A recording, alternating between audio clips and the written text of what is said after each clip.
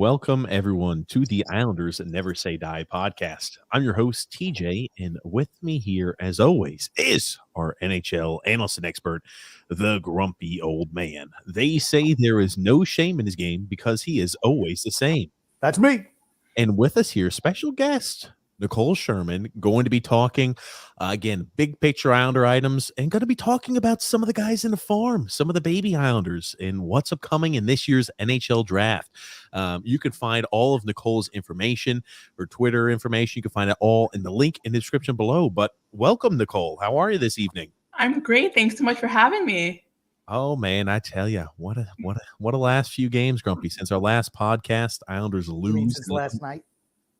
Yeah, well, since our last podcast, not since our last live stream coverage, but they lose to the Calgary Flames, and now a yikes loss against the Buffalo Sabres. Yeah, our boy Barry was, he was lamenting because they never complain about anything. You understand, they're above those pedestrian things.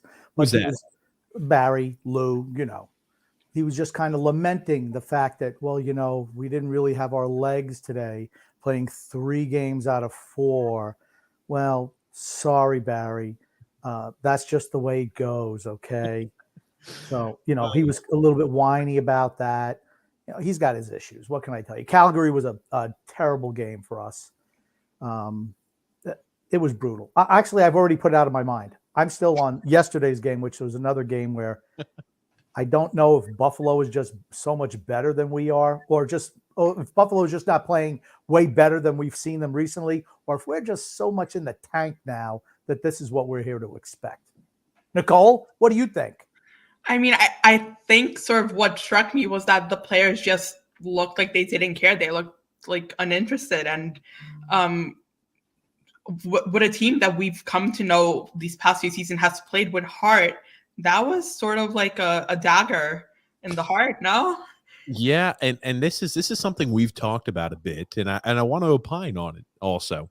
Now, you know how, folks, we have a guest on here. TJ's trying to use big words again, like opine. I always say opine. Thank you very much, grumpy old man. But are people starting to tune Barry Trotz out a bit? This is a team that immediately as soon as Barry Trotz came here, right, we fought for every inch on the ice, every single game. It may not have been of an attractive style of hockey, but every single game, teams knew they'd have to fight their asses off to stay in the same. Didn't matter if they're more talented. They were still going to have to put forth maximum effort to compete with the Islanders. And we've seen as the years have gone by, it's kind of changed a bit, right? That bend don't break style.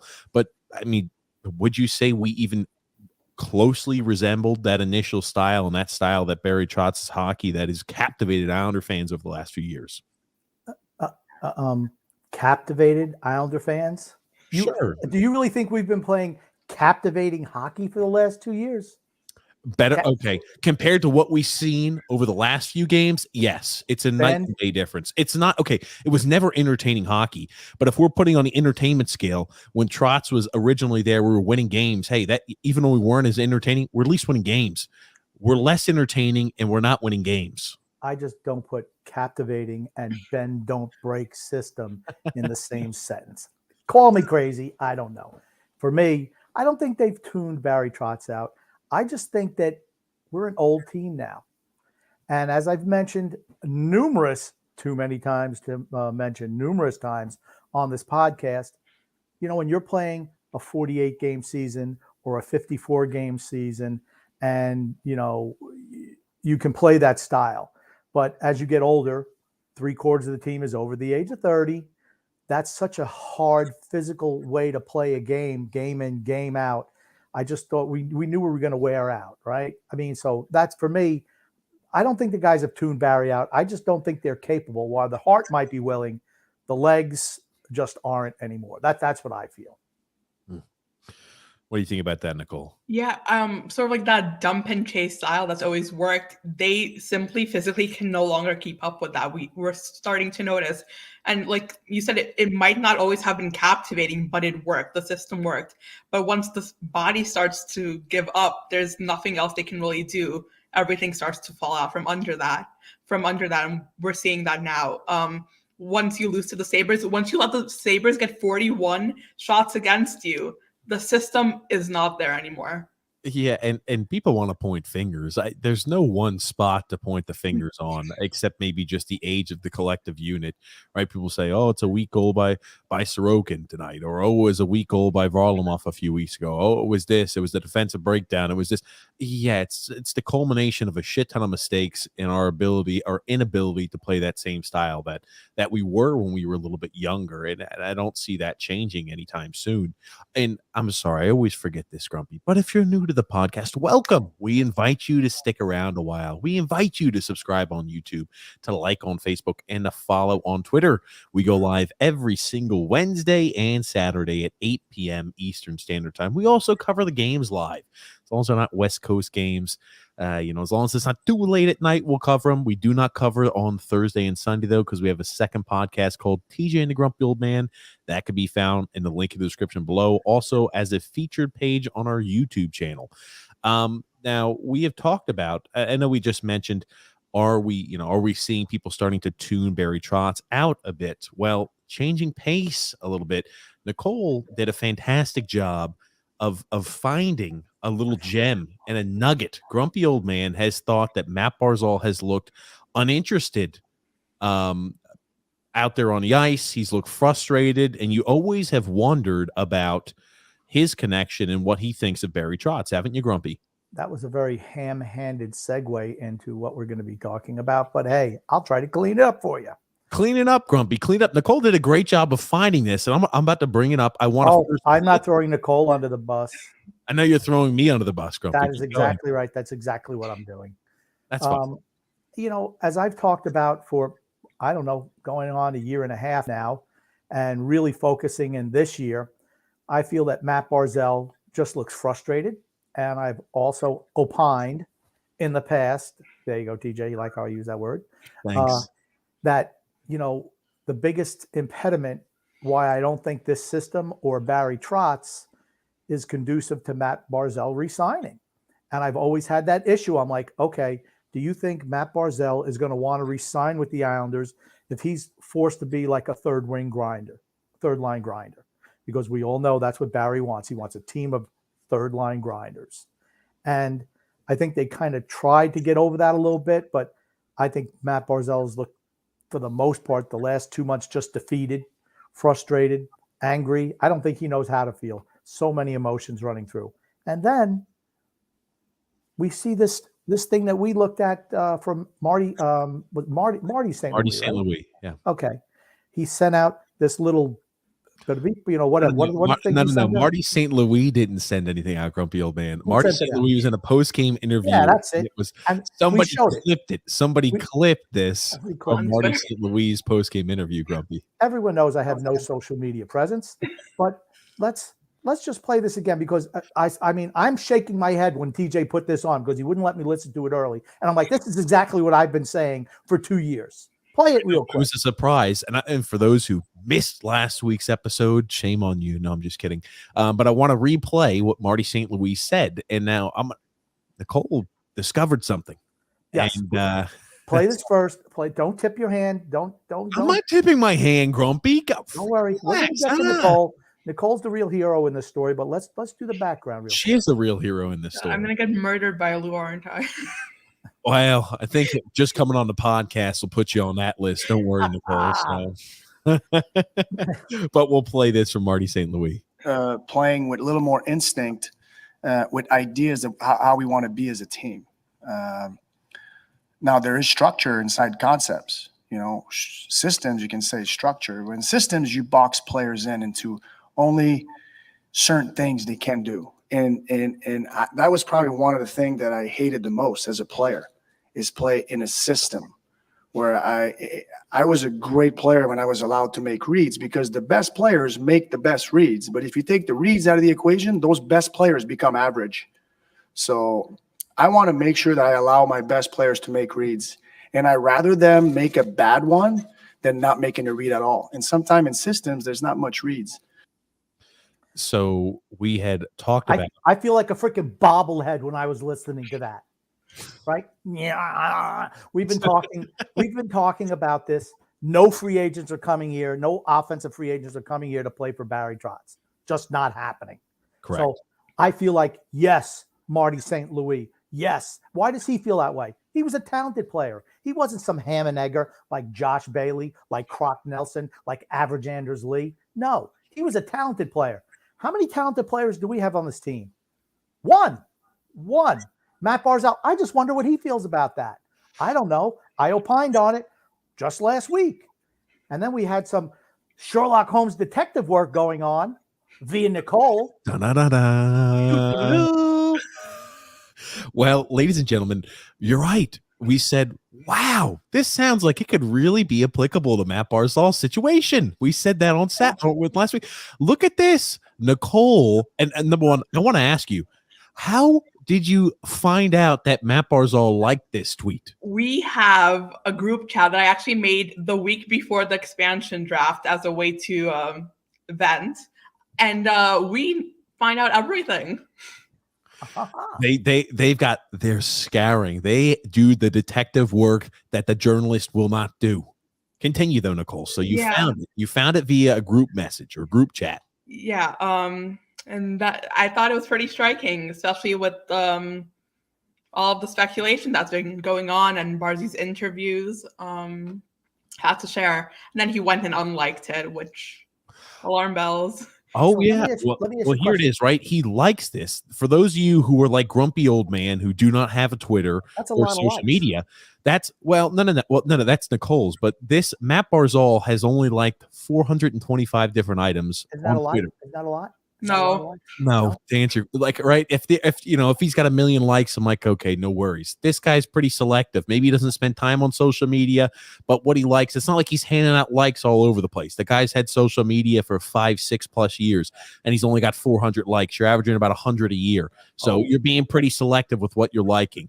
But Nicole found this out. She posted it on Twitter, and then what happens is, right after the game, Matt Barzal proceeds to unlike the tweet. They And got again, maybe we're putting our tinfoil hats on over here, but if it meant nothing and there wasn't an issue, why did Matt Barzal have to unlike the tweet? Because guess what? Some media member or some member of the Islanders organization noticed that Nicole made this post. They were scouring the internet and they consistently sift through hashtag Islanders and they saw, this one's not a positive one. Hold on a second. Is maybe Barry Trotz one of these system guys that don't allow Matt Barzal to be as truly as good as he is, and he turns him to average? This could be an issue. We need to have Matt Barzal immediately unlike that tweet. Okay.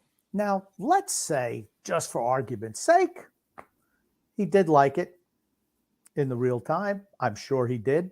I'm sure he looks at that and feels the pain that Marty St. Louis is talking about. I absolutely believe that. Yes. He clicks like. And then let's say one of the Gestapo members of the cartel come in and say, hey, you better unlike that, buddy. We're going to burn you at the stake. And he's like, okay. Boop. So now does he have 424 likes now? That's what I'd like to know. If he has 424 likes now. I mean, I don't know. Like I said, I don't know enough about this, but liking it is a big deal, right? I mean, I think I've heard that before. You see, like when Tom Brady, the great Tom Brady, Matt Barzal over 10 years, it only has 424 likes. 424. He hasn't liked anything since. Oh, wow. Well, yeah, he's not going to like anything again before he gets his hands slapped by the Islander brass. He's liking about one thing a month. When he's on average. I mean, 400 likes in 10 years on Twitter. The guy doesn't use Twitter a whole bunch, but when he likes it, it's not like, oh, my finger slipped. I mean, he did like one of my tweets calling Ruffs an idiot. Oh. See, so he's following you. Yeah. I don't know. Absolutely. That's not how that works, Grumpy. Don't worry, Nicole. Don't worry. I mean, you never know. There might be burners, but he needs to start listening to the TJ and the Grumpy Old Man show and the Islanders Never Say Die podcast because we're firmly in his corner.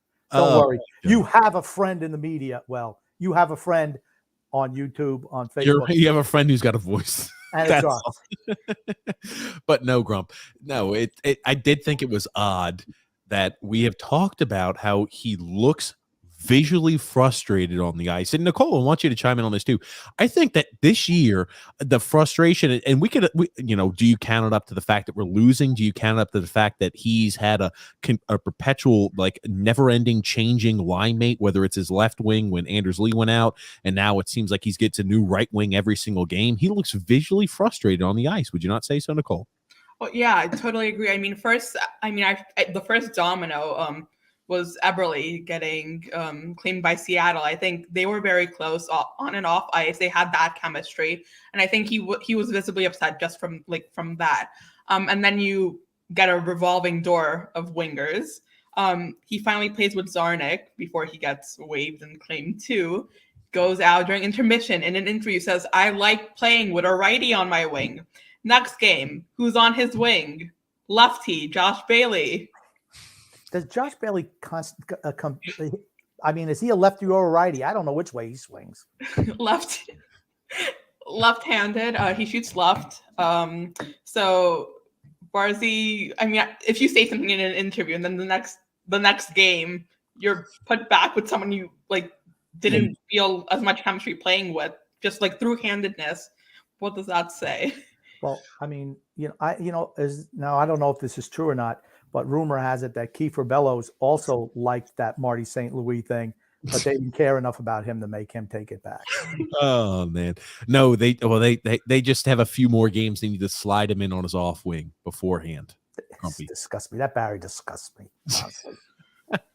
Oh man, so you find and uncover that, and I think, and again, some people may, even though we build the story here, some people may say, well, it doesn't mean anything. What is a like on Twitter? Well, they're not endorsements, it's not this, it's not that. The unlike means more than the like.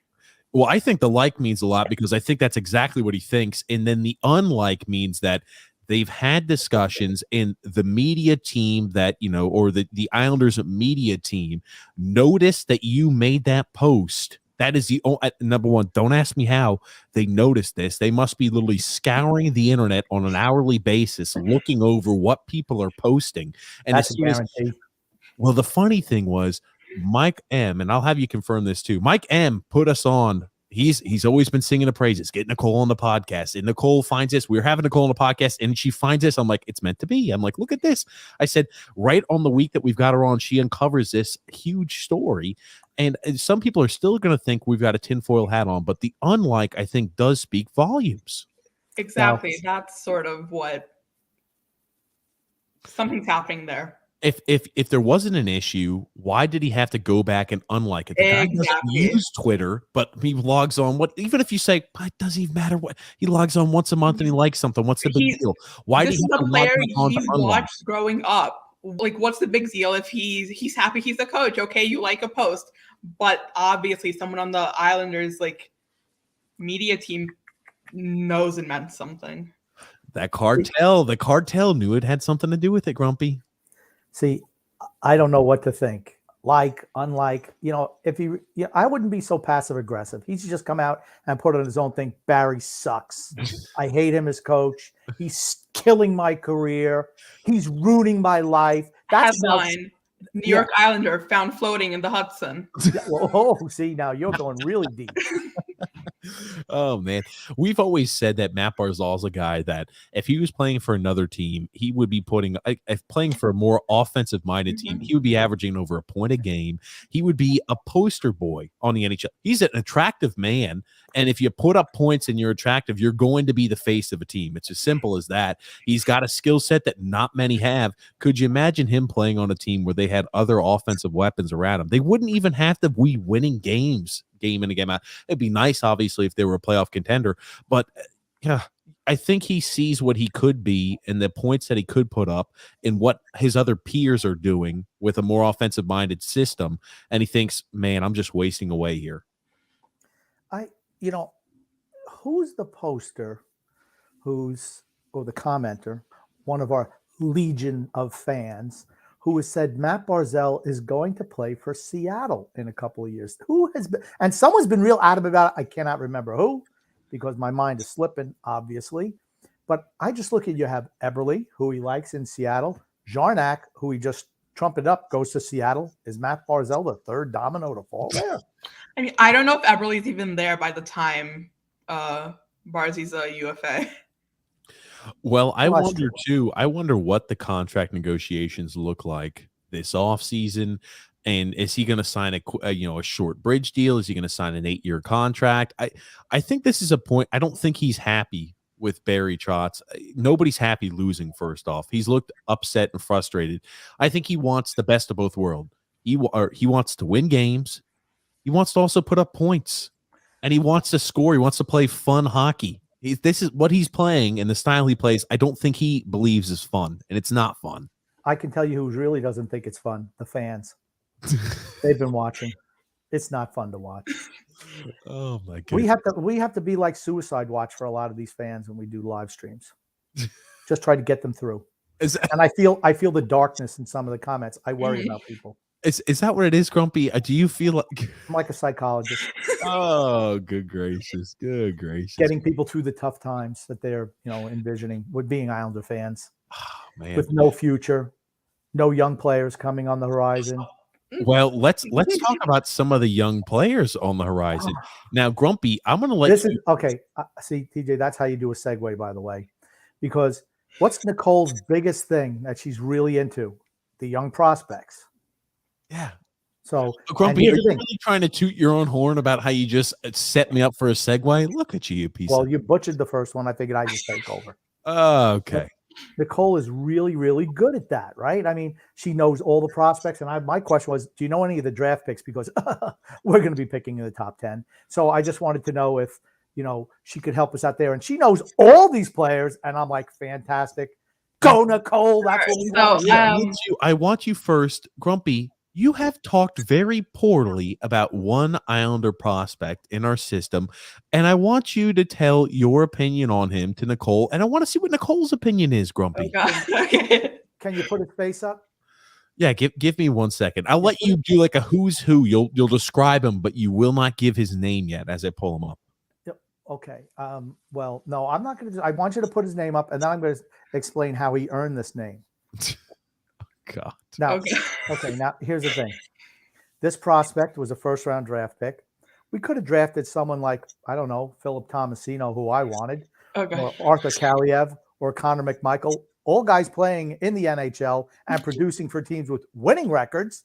But somehow, our little fella, Simon, a.k.a. Casper Holmstrom, has been unable to break into a lineup. Look at him. I'm sorry.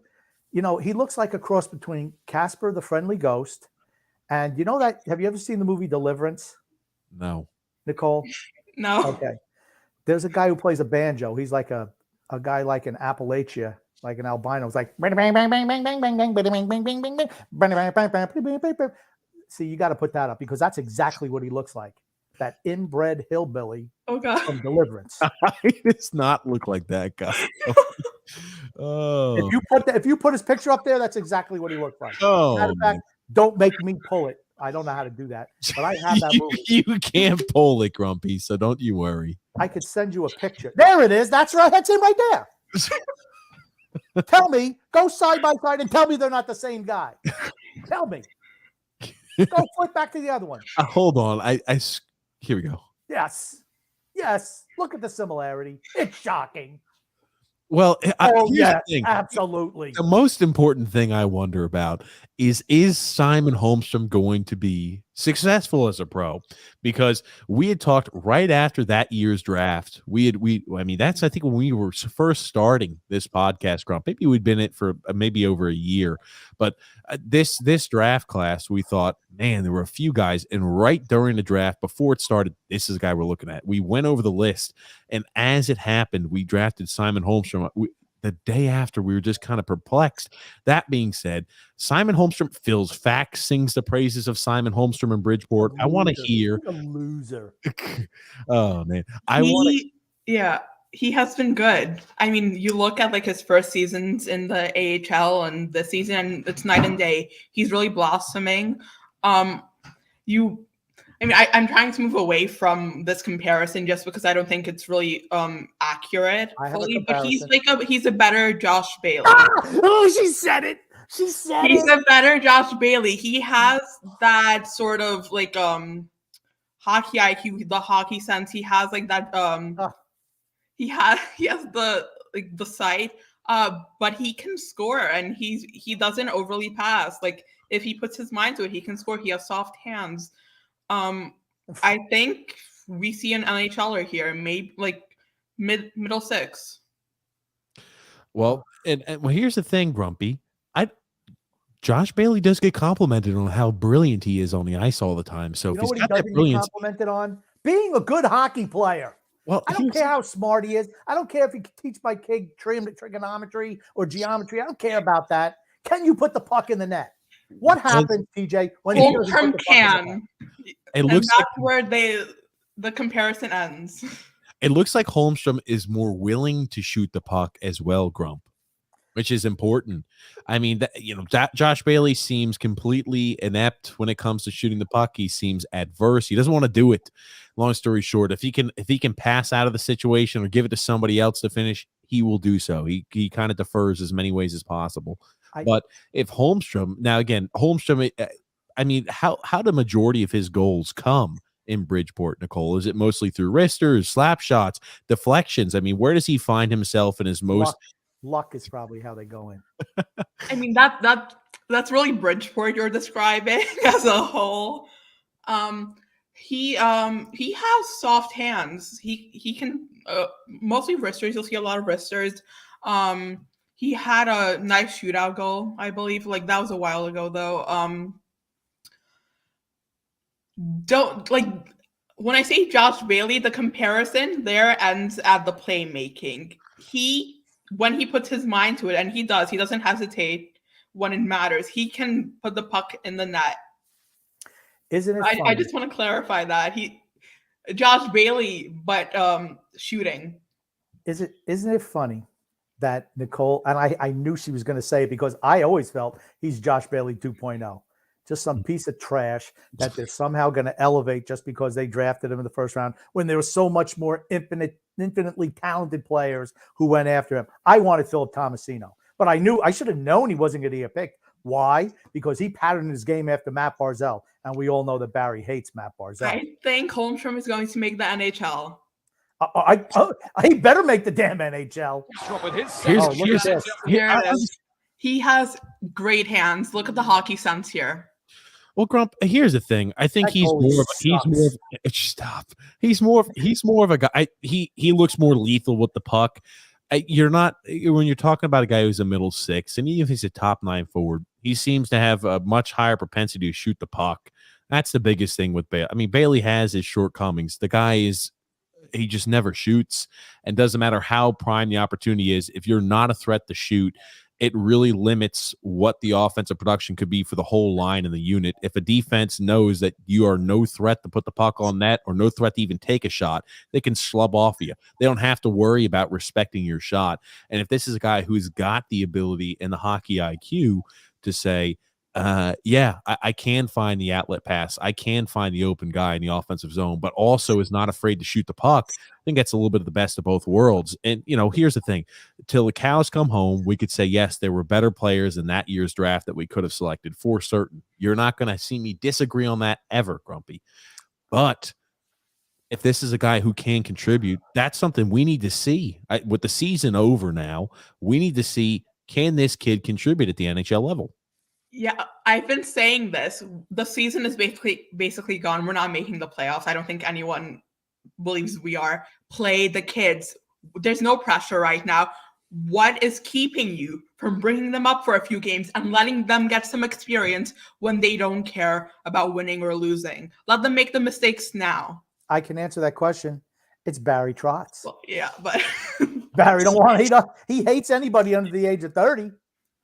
I do have a question. Well, that's good. She agrees. I think most fans and everybody who covers a team and looks at the team says, yeah, we do need to go ahead and start seeing what we have in Bridgeport, what we have from some of these young guys who haven't really been given a shot. We need to see what we have. Are they part of the answer going forward? How long have I been saying that? Months. A little premature. The season was over before it even started. It was over. I said it in December.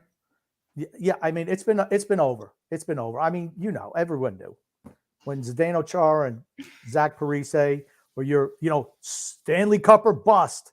Well, shit, I'm not going. I'm glad I didn't go to Vegas to bet on that team. Oh That's all I'm God. saying. Now, just one other thing, about the Josh Bailey comparison with Casper. When he's skating along the boards, because I know he's more of a perimeter guy, is he waiting there along the boards like Josh does for his mom to bring the You'll sippy see him. cups? He's like his game away from the puck, I'd say, is considerably more elevated. Okay. Because I know Josh likes to wait there waiting for his mommy to bring him his juice box along the sideboards. And I just didn't know. He's been making an effort, at least like through my eye test, to get more involved, bring like a physicality this season that we didn't see last season. And that's something you obviously want to see, especially like planning to move into the NHL. And here's one too, Grump. Could you ever see, and I'm sorry for people only listening to the podcast, could you ever see Josh Bailey doing something like this, shooting the puck? I mean, like Josh Bailey, even if he were to cut back in, he's looking to pass out of that situation, let alone with this wrist shot here. Would you ever see Josh Bailey taking a shot from beyond the point or from beyond the face-off dot? No, unless someone's hitting him, then he's taking a shot. Oh God. But I mean, like, I think seriously, right? I mean, we need to see what Simon Holmstrom has. Simon Holmstrom needs to be a guy that within the next coming weeks is elevated to the NHL roster. When we start selling off players at the deadline, when we sell off guys like Cal Clutterbuck, when we sell off guys like Zach Parise, and we sell off guys like Andy Green, if there's any suitors, when we sell off guys like Zdeno Chara and any suitors, we need to see what Simon Holmstrom has. Yeah.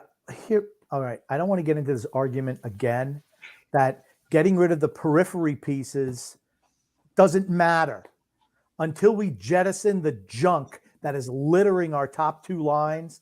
We're not going to get better as a team. It's just not going to happen. And you can get rid of the Parises, the Charas, the Clutterbucks, bottom pairing guys, crappy defensemen. No, you need to get rid of Crocs. Oh, you don't need to Bailey's, Lee's, Palmieri's. I don't know. Nicole, did you notice yesterday? Palmieri scored 2 goals, right? Now, do you think it's because he had a 5 o'clock shadow? Because usually he's clean shaven. And maybe they gave him a little break because he just had the baby. His wife just had the baby. He did nothing. But he showed up, I guess. But he had the little 5 o'clock shadow, and maybe that's why he was able to pop in a couple of goals.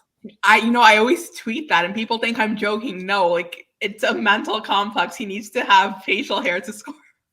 Yes. Yes. So if Lou Lamoriello's gone, we should expect increased production out of Kyle Palmieri as well. Like if we're looking at the proportion of facial hair to goals. There you go. Exponentially. Very there true. it is. It's as simple as that. Go ahead, Grom. Now, all the kidding aside for Simon Holmstrom, we all hope he makes it, but you're looking maybe as a second line or third line type guy at the end of the day. Okay. See, that was the frustration with me. I thought when you saw a Tomasino and a McMichael and a Kaliev, those guys had potential at the end of the day to be minimum top 6 guys. Okay, but then on the other hand, you have the Islanders making steals. Ratu. We haven't gotten to him yet. No, we didn't get to him yet. We haven't gotten to him yet.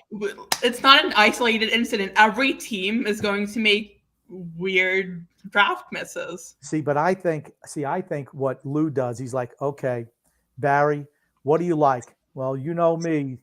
I like the Ituluukases, and I like the guys who are. Oh, I love him. See, now we're getting ready to get into the meat and potatoes here. But what I think is he goes and talks with Barry. Barry says, you know what? Yeah, I know these guys are more talented, but this guy's more well-rounded. Where I'm just a big believer, take the best talent that there is. And Ratu was that talented player in the second round. For sure. But the whole thing is, if you had taken guys who are all playing in the league now, right? Kaliev, McMichael, the 3 amigos, as David Cutler, a.k.a. D-Cut from Isles Misery, rated R, and Connor McMichael, all those guys are already producing, and they were all considered way more highly rated. That's what I'm just like, this guy was a consensus second-round pick, and we didn't have to reach. If you wanted to trade back, pick up more assets and pick him fine. But when you see the more talented players go right after that, here's what happened in Nashville. This is what happened.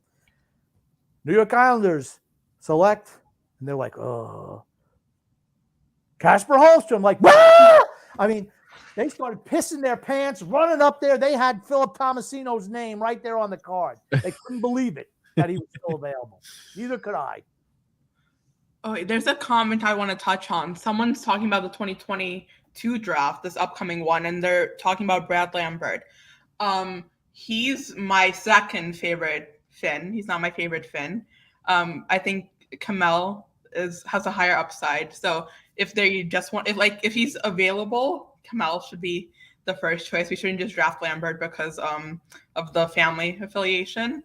He also has attitude issues. So yeah, but I don't know if you guys have been watching the Olympics. Team Slovakia, Juraj Slafkovský. I want him. See, Well, we'll talk. Well, I want to have you just information overload during that time period. I want to get. So we talked about Holmstrom, which we did. I want to talk about Ratu. The fun portion of the program is over now, Nicole. Now we're handing it off to you. You're going to give us the meat and potatoes, the brains of the operation. Tell us about the Islander prospects first, and then we're going to get into the draft guys. I was about to say, I want to talk about Ratu. We were able to identify him, and the team, I think, did a great job. He's done a lot better since he's left Jokerit. No, he What a loser. What a loser. You bungled the team. I'll try, Trump. You have a player who was healthy scratched for half of his season with Karpov, and the other half was given, on average, I believe, 9 minutes time on ice, and being forced to play a highly defensive game. Oops. That didn't let him shine. You go to a new team, you're the second line center, your line is getting the most time on ice. Sometimes you're getting the most time on ice as a 19-year-old in a league of men. And you shine. He is nearly a point per game. I mean, watching him, the comparisons are hard here. Bo Horvat, that's sort of my ceiling for him right now. A dependable, skilled second-line center. See, here's the thing, Nicole. Back in the day, we called "you're pissing me off," but I guess they call it triggering now, right? That's for the youngsters. You triggered me when you said the description of how he was played in Karpat. The Karpat is where he used to play, right? Yep. Yeah. Okay. See, TJ, I got it right. So where he's playing the Karpat, they took a top 6 player and tried to turn him into a grinder, a la Barry Trotz. And then he goes to a team that lets him play in a top 6 role, and all of a sudden he shines. Does that sound like anybody who has recently been playing for the Islanders and then had to get shut down? And TJ's remind anybody?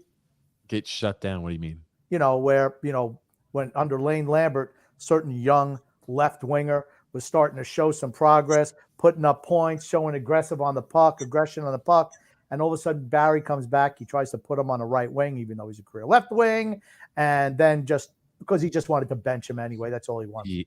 Okay, yeah, Anybody?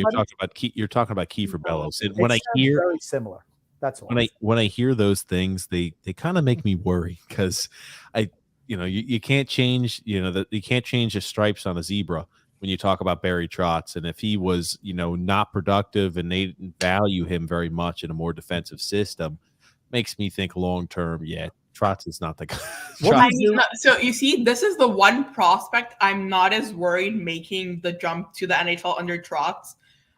We saw in the preseason, Trotz put a lot of trust in him because he has been forced to develop already that defensive game. That's not something he has to sort of learn in the NHL. He has that in his back pocket. So I think compared to the rest of our prospects, I'm not as worried about him under Trotz. I'm more worried about him under Thompson. Oh, don't worry. He'll be gone after Thompson. This year. Let's be honest. They jettisoned all of his assistants, and he'll be gone after this year. I firmly believe that. That was Fredo's subtle hint. I say that every year. Well, no. But this one's different. Fredo Lamarillo the weak member of the Corleone family, figured he'd take away all of his cronies, all of his Kappa regimes, and just put him out there all on his own, and then they're going to gun him down at the end of the season. Now, TJ, you mentioned something about a zebra changing its stripes in reference to Barry Trotz. You know what you do with a rabid zebra? You shoot it in the head and put it out of its misery and get a new zebra. That's what you do. You get a new zebra. Why not look for something else? I don't want a zebra. Maybe I want a cheetah. People always say, okay, fire Trotz. They've been saying that. We have Lane Lambert. Lane Lambert is Trotz with hair. No. Let me tell you something. I don't see the women swooning over Barry Trotz, but I do see them swooning over Lane Lambert. Absolutely. So Lane, you want Lane Lambert because he's a heartthrob, huh? I'm just saying that they're not exactly the same. And here's when Lane Lambert was behind the bench, he gave the younger players rope to actually play. That's what I liked about him. As soon as Barry came back, it's like, back to the gulag for you, youngsters. We're going to roll out all the rest of the geezer squad. I'm sorry, Nicole. We want to know more about the prospects, but you triggered me. You did trigger me with that comparison. Sorry. Anytime I've not been grabbing enough of the reins. When you let Grumpy do what he wants, he just kind of goes all over the place, and people like it. But we talked a little bit about Ratu. Fantastic find. You're not worried about him making a transition to the NHL. You think, again, he's played well in the Finnish Elite League, and, with your crit, he's really been able to step up his game. Do you think he's going to be in Bridgeport next season, right? Yeah, I think he starts out in Bridgeport right now. Unless we sign a center, he's going to be the next man up if any of them get injured, I think. So I wouldn't be surprised to see him make his debut in the NHL debut next season.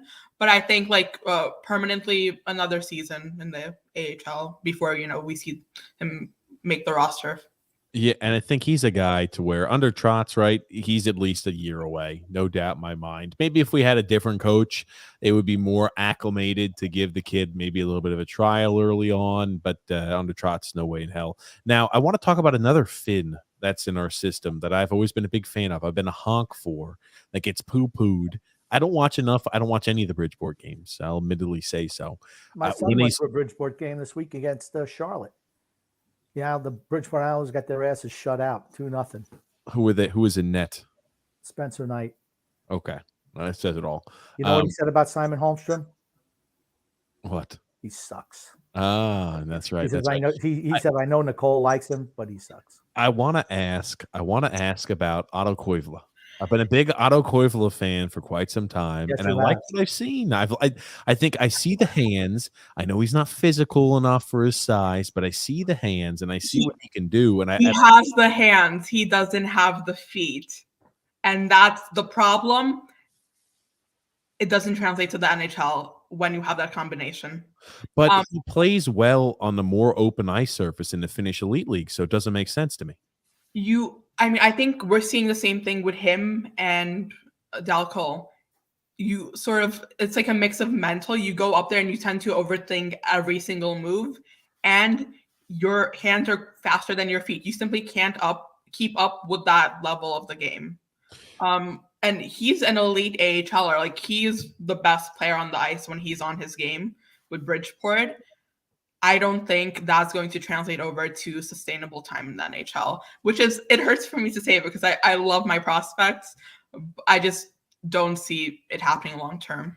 So Otto Koivula is not going to get a chance here. Too bad, TJ. No, you suck. If you're watching this because he does follow me on Instagram, I'm sorry. You're great. Thank you. Oh, man. Just rip the guy. Well, guess what? That's going to be 423 likes. No like down the drain there. Oh no, grumpy. And no, here's the thing. You know what? You have to be honest. Nothing wrong with that. I want to touch on Samuel Bolduc.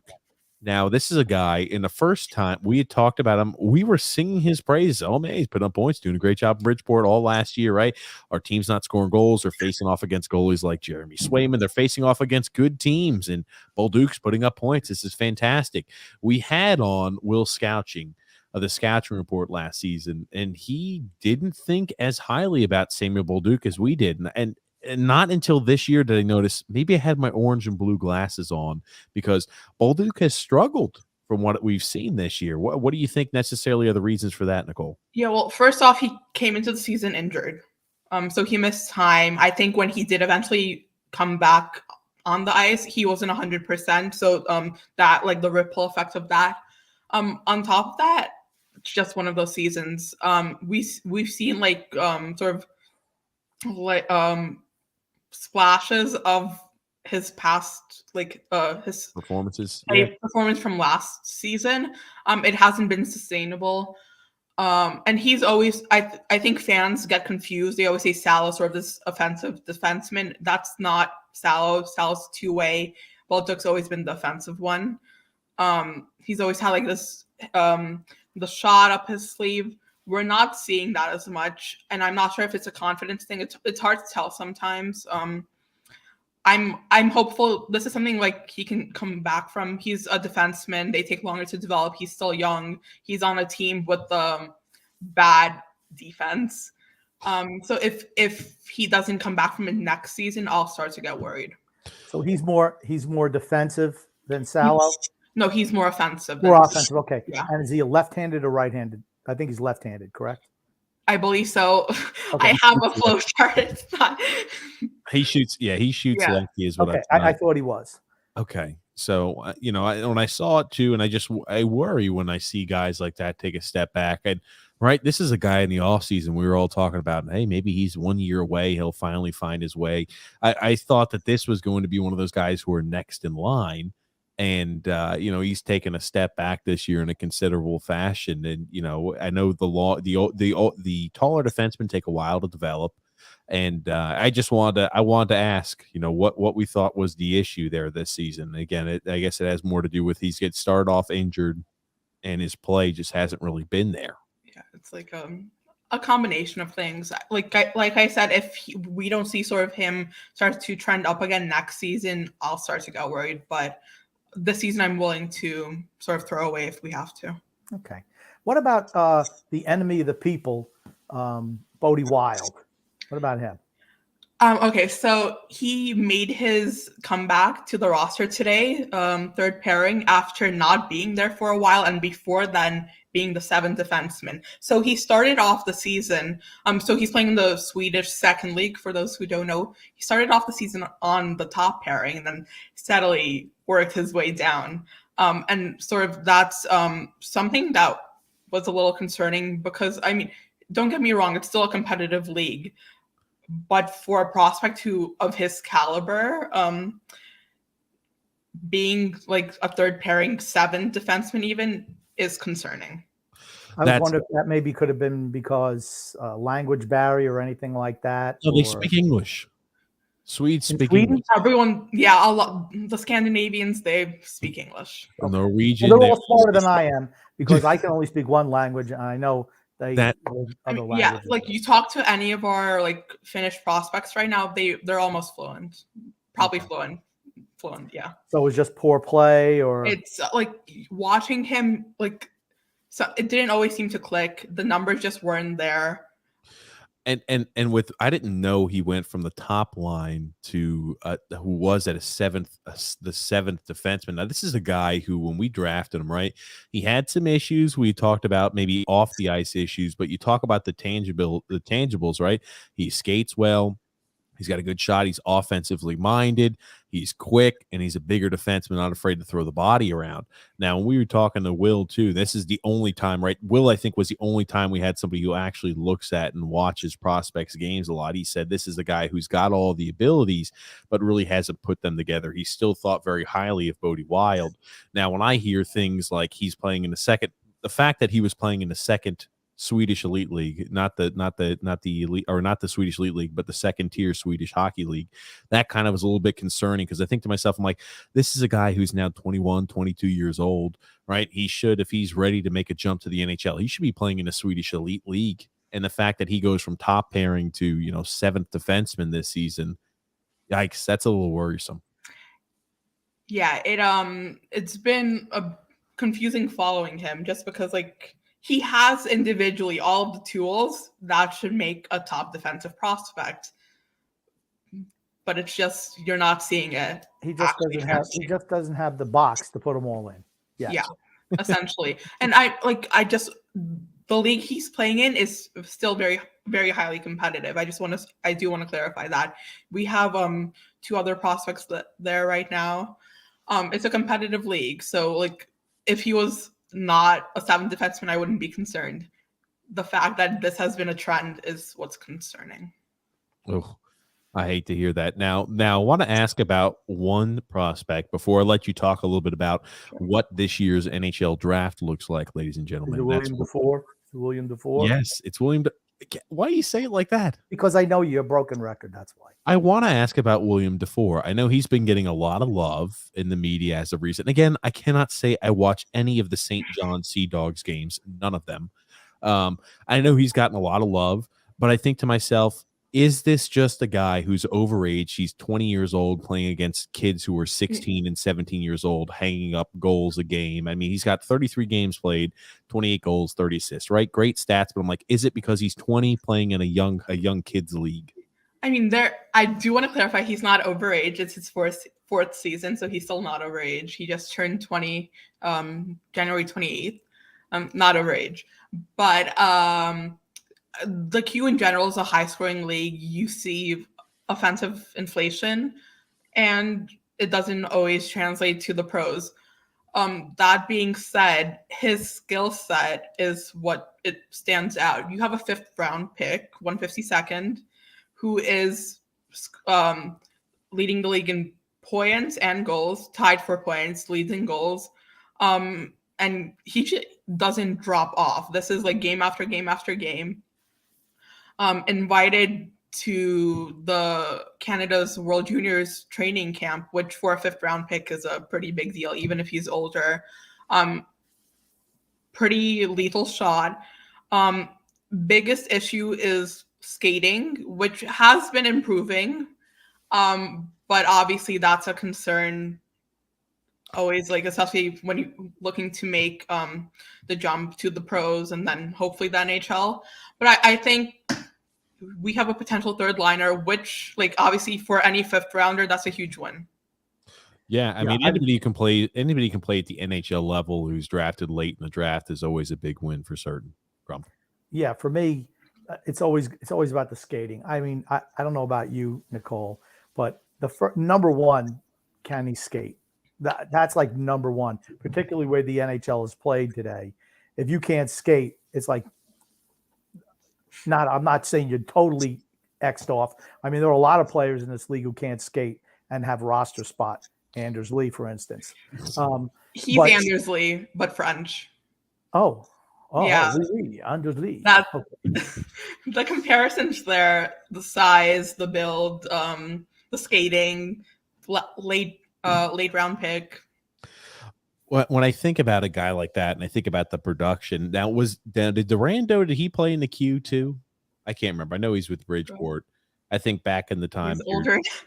Yeah, I know. When I think about a guy like that, right? He performs better and better, and I'm like, okay, maybe he's a guy who might maybe at best find a spot into your bottom 6. And again, I think you got to have guys who are going to be bottom 6 players, guys who can kill. What, Grump? Okay, here's the question, Cole. Do we have any top tier prospects? Offensive prospects. We have NHL top tier, and then we have Islanders top tier, and those are 2 different things. Yeah.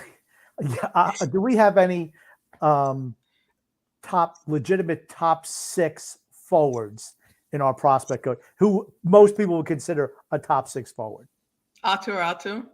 Okay, there you go. There's your one. We have a lot of mid-sixers, and we have, I think, some guys who will fill in for the identity line soon. Some decent goalies, but like Aturatu is far and away our best prospect. Holmstrom is someone I can see being like a 2nd-line wing.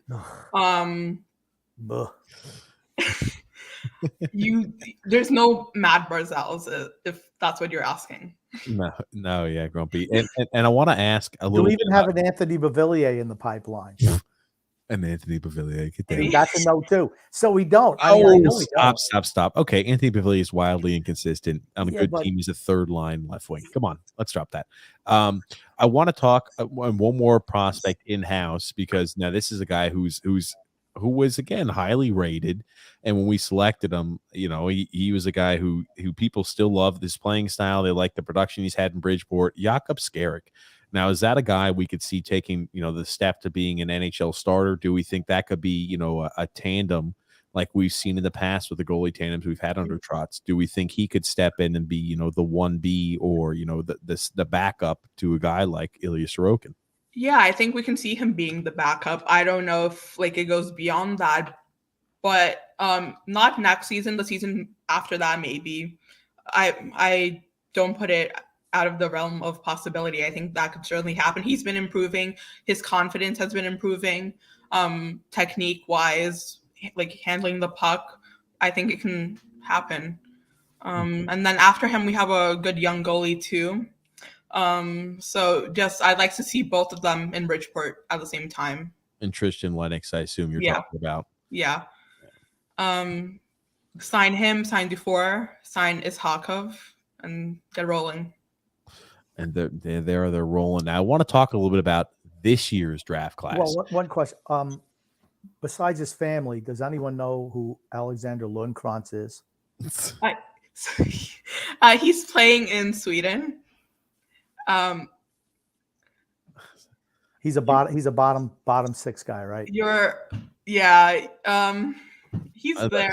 You see, if you're not looking for him, and I say this as nicely as possible, if you're not like me going to watch games and looking for his number, that's what I thought. That's a nice way of saying, he's kind of one of those. That's a nice way of saying, hey, enjoy your career in Europe. He's a minute eater. Is kind of the way you look at him, which is, I don't think he'll ever pan out in the NHL. It's a long way away, but he's a guy who, when we drafted him, right? Rajaniemi has made the jump to first pairing for the Pelicans, though, so that's nice. Yes, that was my next question. Besides the people that we've mentioned, who has stood out for you? So TJ touched on Eetu Lucas, who I personally really like. He's blonde Cal Clutterbuck, from 2 years ago. So you like blondes? Is that true? No, he's just blonde. Oh, she just said he was blonde. She made sure that she said he was blonde. He's like Cal Clutterbuck, but blonde and younger. Okay. Right? He's from Sweden, Grumpy. I'm pretty sure it's default at 90%. Oh, he's Finnish. Sorry. He's Finnish. He plays for TPS. He's had, I believe, 5 points in 6 games or 6 points in 5 games. I've had class read it all day. Don't quote me. But that's a hidden sneaky sniper who isn't afraid to get physical. He went to the Four Nations tournament with Finland, got in a fight, broke his nose. So he's good friends with Ratu. And I think that's someone I can see sort of being that fourth line, identity line sort of player for us one day. And do you know his size? He's a bit, See, if I say I'm not going to say it, it's going to be used against me. He plays left wing. 6'2". Left wing. Okay, 6'2". Left wing. He has good size. He's afraid to use the body. The only reason I ask, because there's a lot of people, myself included, who do not remember the sizes of all the prospects or position they play. Because I have a Excel spreadsheet. All right, very good, good. Yeah. And who else has stood out for you? Right. So we have who didn't I touch on yet? We have Tikkanen, who just made his SHL debut. So that's the top Swedish league. Won it. Saved 20 out of 21 shots, I believe.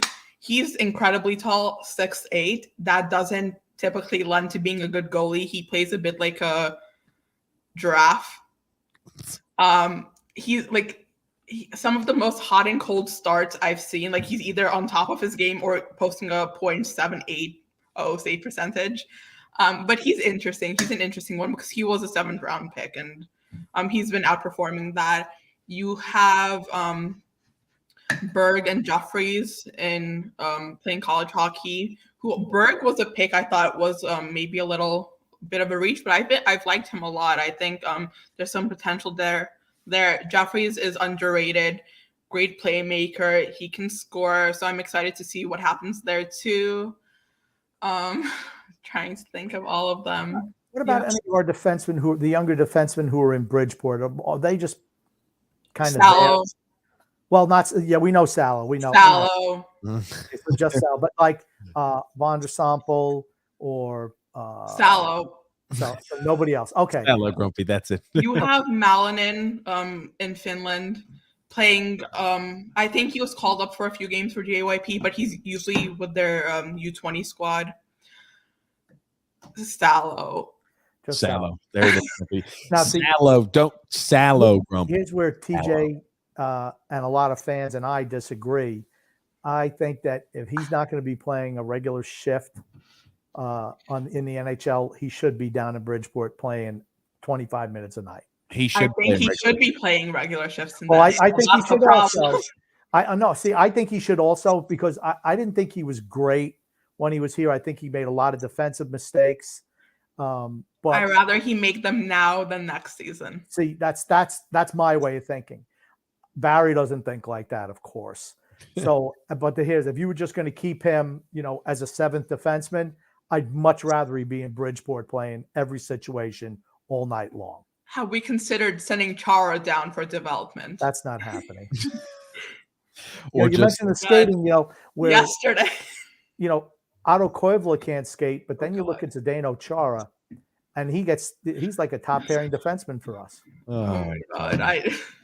Well, on that funny bit, Grump, we got an ad to read here from DraftKings, and then I want Nicole to give us the breakdown of what we have in this year's NHL draft, who the Islanders should be salivating at the mouth for, and who is a good fit for us. Today's podcast is brought to you by DraftKings. Hoop fans, the latest offer from DraftKings Sportsbook, an official sports betting partner of the NBA, is too good to pass up. I'm talking between the legs 360 windmill good. New customers can bet just $1 on any team and get $150 in free bets if they win. It's that simple. If Sportsbook isn't available in your state yet, you can still take a shot at a big payday. Everyone can play for huge cash prizes with DraftKings Daily Fantasy Basketball Contest. DraftKings is giving all new customers a free shot at millions of dollars in total prizes with their first deposit. Download the DraftKings Sportsbook app now and use the promo code THPN and bet just $1 on any NBA team and get 150 in free bets if they win. That's promo code THPN at DraftKings Sportsbook, an official sports betting partner of the NBA. You must be 21 years or older. Minimum age and location requirements vary by jurisdiction. See DraftKings.com/sportsbook for a full list of requirements and state-specific resource gambling or responsible gambling resources. Void where prohibited. Minimum of a $5 deposit is required. Gambling problem, call 1-800-GAMBLER. In Tennessee, call or text TN Redline, which is 1-800-889-9789. In Connecticut, call 888-789-7777 or visit ccpg.org/chat. In New York, call 877-8-HOPENY or text HOPENY, which is 467-369. I have a question for you. Don't you think that these gambling organizations should target the people with gambling problems? They do, but they say that it's like at the back where they say, if you have a problem smoking, call this number, but they really don't want you to call that number. Yeah. Like, okay. They don't want people to get better. So, this product will cause lung cancer, early, low birth weight children and throat polyps. It's like, okay, I'll take throat polyps. I'm just not going to take the cancer cigarettes. Have you ever seen the ones where it's I can't remember who it is who does like a little comedy bit on it. He's like, I don't like any of the ones that it will cause. I like the ones that say it may cause or has a chance of causing, and like so it's just a little comedy bit. But I want to hear what funny. I was laughing at your telling of that joke. Yeah, I know. Thanks so much. Thanks for the gallows laugh, huh? But I want to hear a little bit about this year's draft class. Now, Grumpy and I have said that this is a very deep draft class. Last year was supposed to be very shallow. This year is supposed to be a deep draft class. Now, I want to hear your opinion on that, Nicole, and where you think the strength of this draft class lies. Yeah, there's a lot of very talented forwards. You have the top 10, I think, pretty hard to miss there. I've had my eye on Juraj Slavkovsky, Slovakian. He's playing as a 17-year-old in the Olympics right now. Knocked Team USA out, Wow. which is a story Yeah, for another day. But he scored surprised. almost all of their goals. Yeah, I was surprised by that. That was today, wasn't it? This David morning? Quinn. So when Wallstrom went out last in the shootout against the Flyers, that's what happened today. Oh, okay. It was. Yeah, I was surprised. I got a little boop boop on my phone this morning. I'm like, oh, USA eliminated. I'm like, man, we were supposed to be pretty good this year. Oh well. Juraj Shaslavsky. Juraj Shaslavsky, Grump. Yeah. I'll have to learn that name. It'll take me about 15 hopefully times. we don't pick him because TJ won't be able to pronounce Me and Butch Goring are really going to struggle with that one if they're still around by then. He has to deal with Aturati for the entire preseason. I know. Oh yeah, Ratu. Yeah, he calls him Aturati. But okay, so that's a guy that you're looking at there. Yeah, so he plays on TPS. I've watched a lot of his games because of E2 Lucas. Is he blonde as well? No. It seems to make it, your ratings are kind of affected by blonde hair, I think. I promise my boyfriend is brunette. Okay. He's like there's been a bit of a disconnect. Like some scouts think he's a power forward type. Some think he's a sniper. All I know is he's incredibly talented. I think any team that gets him is going to get a star. And if we tank a little more, he's attainable. If we tank a little more, he's attainable. Okay. Where is it? I mean, I don't know if you look at Central Scouting Bureau rankings. I know the teams seems like they live by them for the most part. Well, if you look at it, it's like it's almost like go right down the list. I don't know where he's ranked. I believe he's second ranked European forward. Yeah, the European skater. Okay, so he's pretty high. Kamel is like the highest ranked Finn. Very talented. He had an injury, but he was playing in Liga healthy, tearing it up. He was like very talented. And so like a lot of fans will say they want Lambert if he's still available because of the connection. Obviously, he's also talented. There's a bit of an interesting attitude thing there. He got suspended for flipping the bird at the opposing team's bench on the ice, but all the cameras on. I kind of like him now. This guy's my type of guy. The question is, will Lewin Trotz like him? Now, you say Lambert. Is he related to... Yes, his nephew. Oh, okay. Gotcha. The Islanders in the past have said, no, we don't like any sort of X connection to the Islanders. Or that was Milbury. That was any link. Exactly. I wonder if he's still available. Do they go for that? I don't know. He is very talented. We saw him terminate his contract to move to a different team where he'd get more minutes, which is also, I mean, that's all the off the ice stuff is speculation right now. I can tell you he's very talented, but he's still my second ranked Finn. I don't think he eclipses Kamel right now. Now, what if we're not looking for Finns? Well, I mean, like, I just want to know overall. I think we have to address right forwards are important. I'd be kind of perplexed if we're picking a defenseman here with our first round pick. And let's say best case scenario, we continue to lose games. And let's say we're looking at a top 5 pick. Who should we look at? And let's say bad scenario is we come off and we win a whole bunch of games as the season's over and we're sitting at 13 or 14. Right. I think Miroshnichenko, which is, I can't say it in English. I'm sorry. I have to say it the Russian way because it butchers. He's going to fall because he got left off of Russia's World Juniors roster for being out of shape, which is interesting. He's a great player. What's happening off the ice there? I don't know. If he falls far enough, do you take a chance on him? Because he was highly rated up until sort of like the start of this season. That's something that would interest me, depending on where we end up and where he ends up. Definitely something that's worth keeping an eye on. Now, is he a forward or defenseman? Forward. Okay. Power forward. I mean, if you can pull a photo of him up, he looks like a bulldog in human form. Oh. Oh my God, I'm looking at that last name, and I couldn't honestly. When you said it, I was like, yeah, okay, whatever that is. Like I can't say it in English because I cannot say it in English. Don't worry, neither can TJ. Mirosmichenko in Russian. Oh my gosh, yeah, the guy looks like he looks like he A looks bulldog. yeah, he does look like he's How about you plays, I hope he put up plays a a little bit picture of of a him? mean. Give me a sec here, huh, Grumpy? I'm working on it. This is a visual medium we're working with right here. I know, right? That's why people like to go see the live stream so they could see a little bit of that. Look at that, Grumpy. He looks. I hope he plays with his mean streak. At least He his- looks his mean. Yeah, he does. I'm picking him. The worry I have is sort of what's happening off the ice. Why was he out of shape? Why didn't he make the roster? But if we're not in the top 10, go for it. Roll the dice on the most talented player. Can he skate? That's all I care about. Can he skate? Pretty well. I mean, well enough. Better than most of our players and prospects, Oh, right? well, Now I see he same plays way. in the VHL. Is that like the underneath the KHL? Yeah.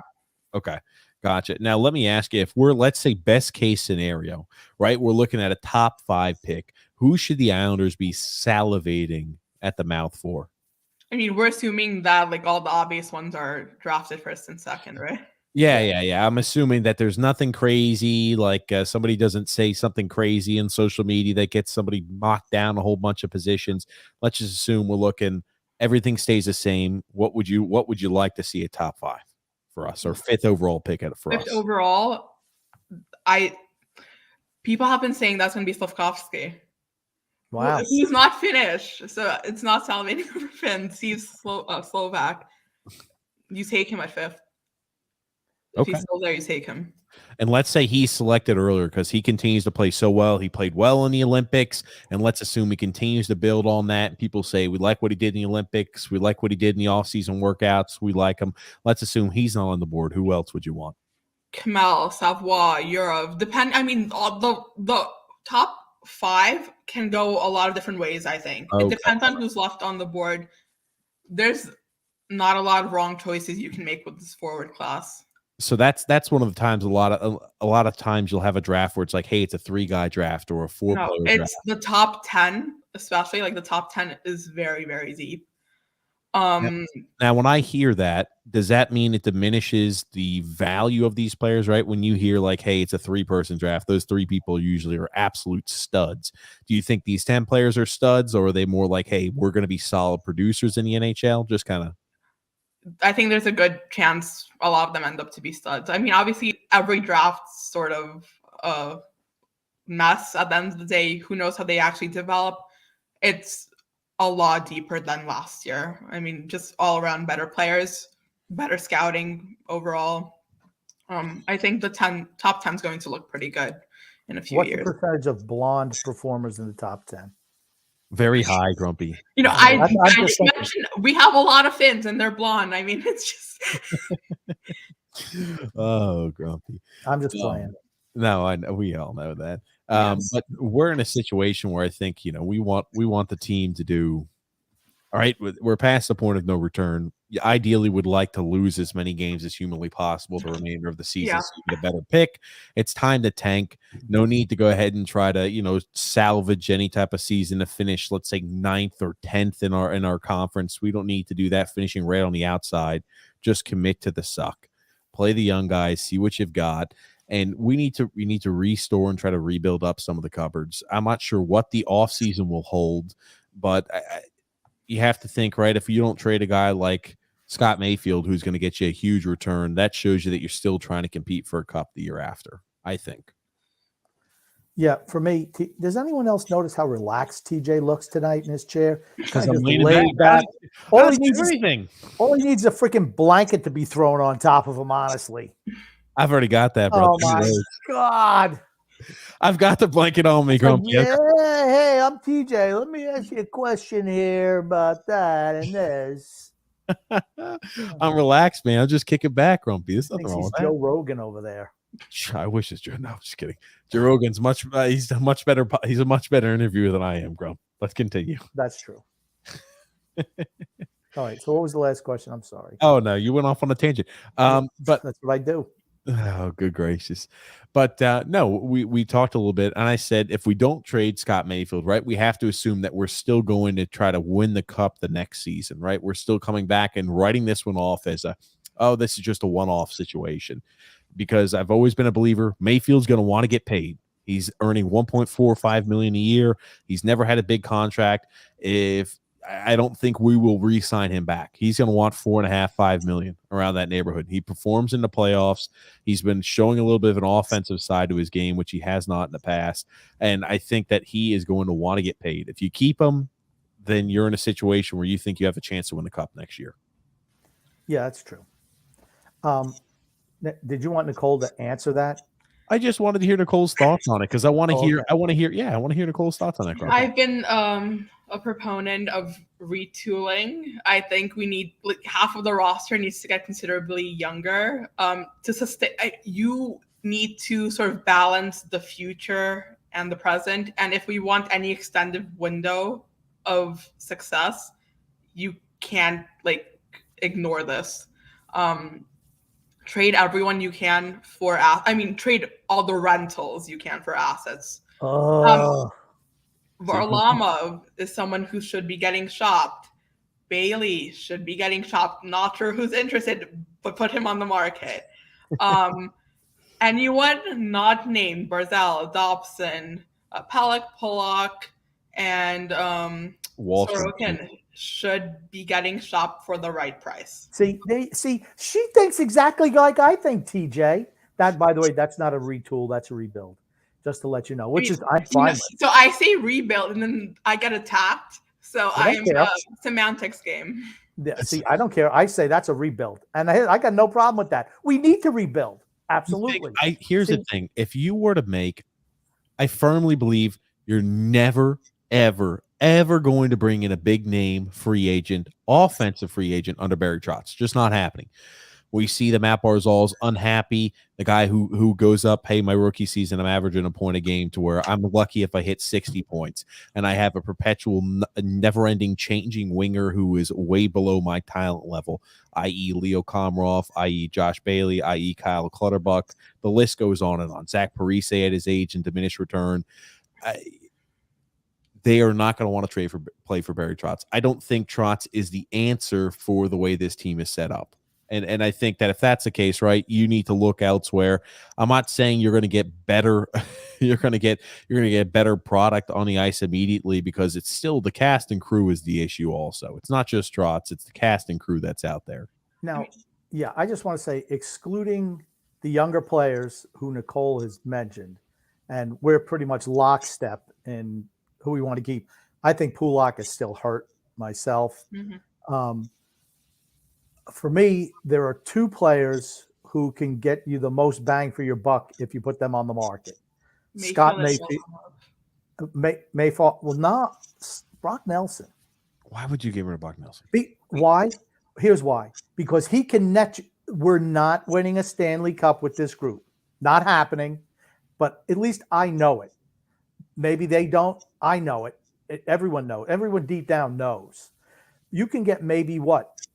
First round pick and a second for Brock Nelson. Okay, hold on. Scott Mayfield's going to get you 2 firsts, bare minimum. If you trade Scott Mayfield, no. Yes, and I'll tell you. Here's the reasoning and rationale behind that. You're looking at first round pick. The team who's trading for him is going to be a team that's in the playoff. You're looking at 20 later. Or a pick that's 20 or later. And when I look at Mayfield, what he's done, he performs unbelievably well in the playoffs because they let all the holding, clutching, grabbing go. You're getting a guy who can not only be a top 4 defenseman for you this year in your playoff run, but also next year, and you get him on $1.45 million per.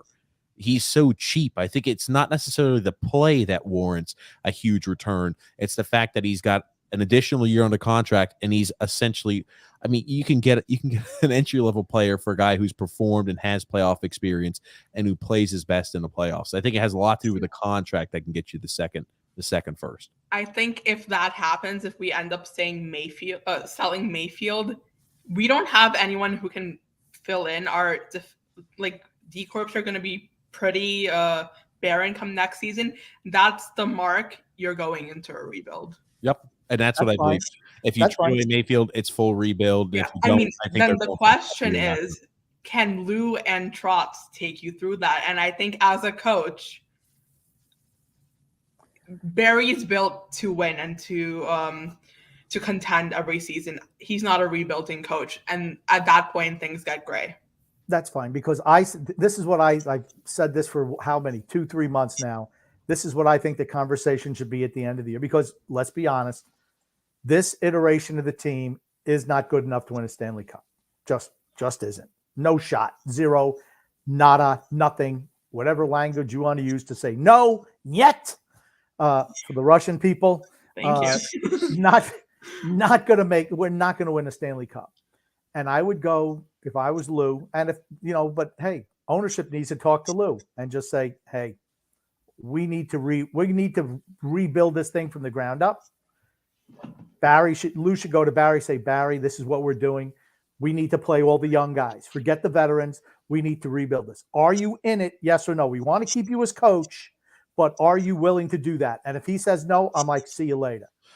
They're not going to play the young guys before they make trades at the deadline. They still want to keep these players' values high. Just look at what Tyler Toffoli went for. Oh yeah, that was people always overpay at the deadline, and that's why I think you get a king's ransom for Mayfield. A king's ransom. But good. You have to trade them. You have to trade them early. You can't wait till the last 30 minutes before trying to move those guys.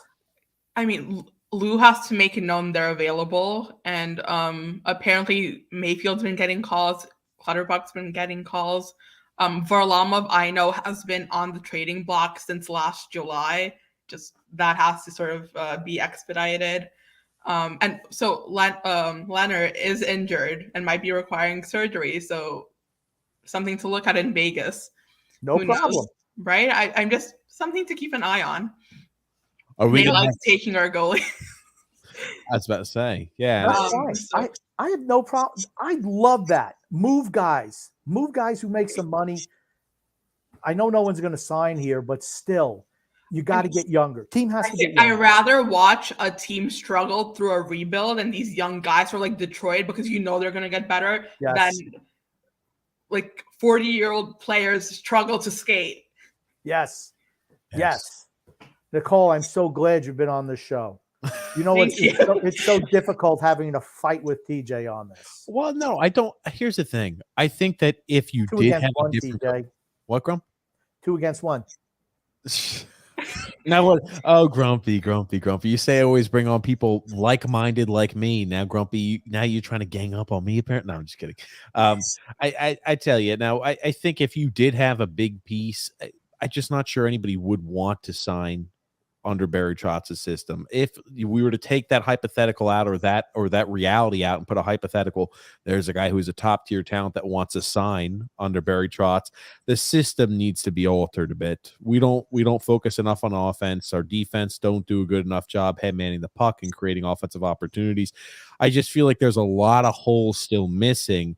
And I see a lot of people who are just saying we can roll out a similar lineup next year and have better results. I think you do need to alter the top six, like Grumpy mentioned. Wallstrom needs to get a shot on the top pair with Matt Barzal. Simple as that. It's not just the top six, though. The fourth line isn't effective anymore. The third line has been our most effective line, and that's limiting Wallstrom. So there's no winning here.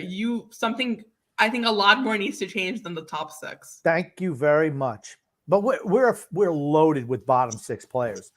I mean, I don't understand letting Jarnac go. He could have easily played on the fourth line. Richard Panik could easily play on the fourth line.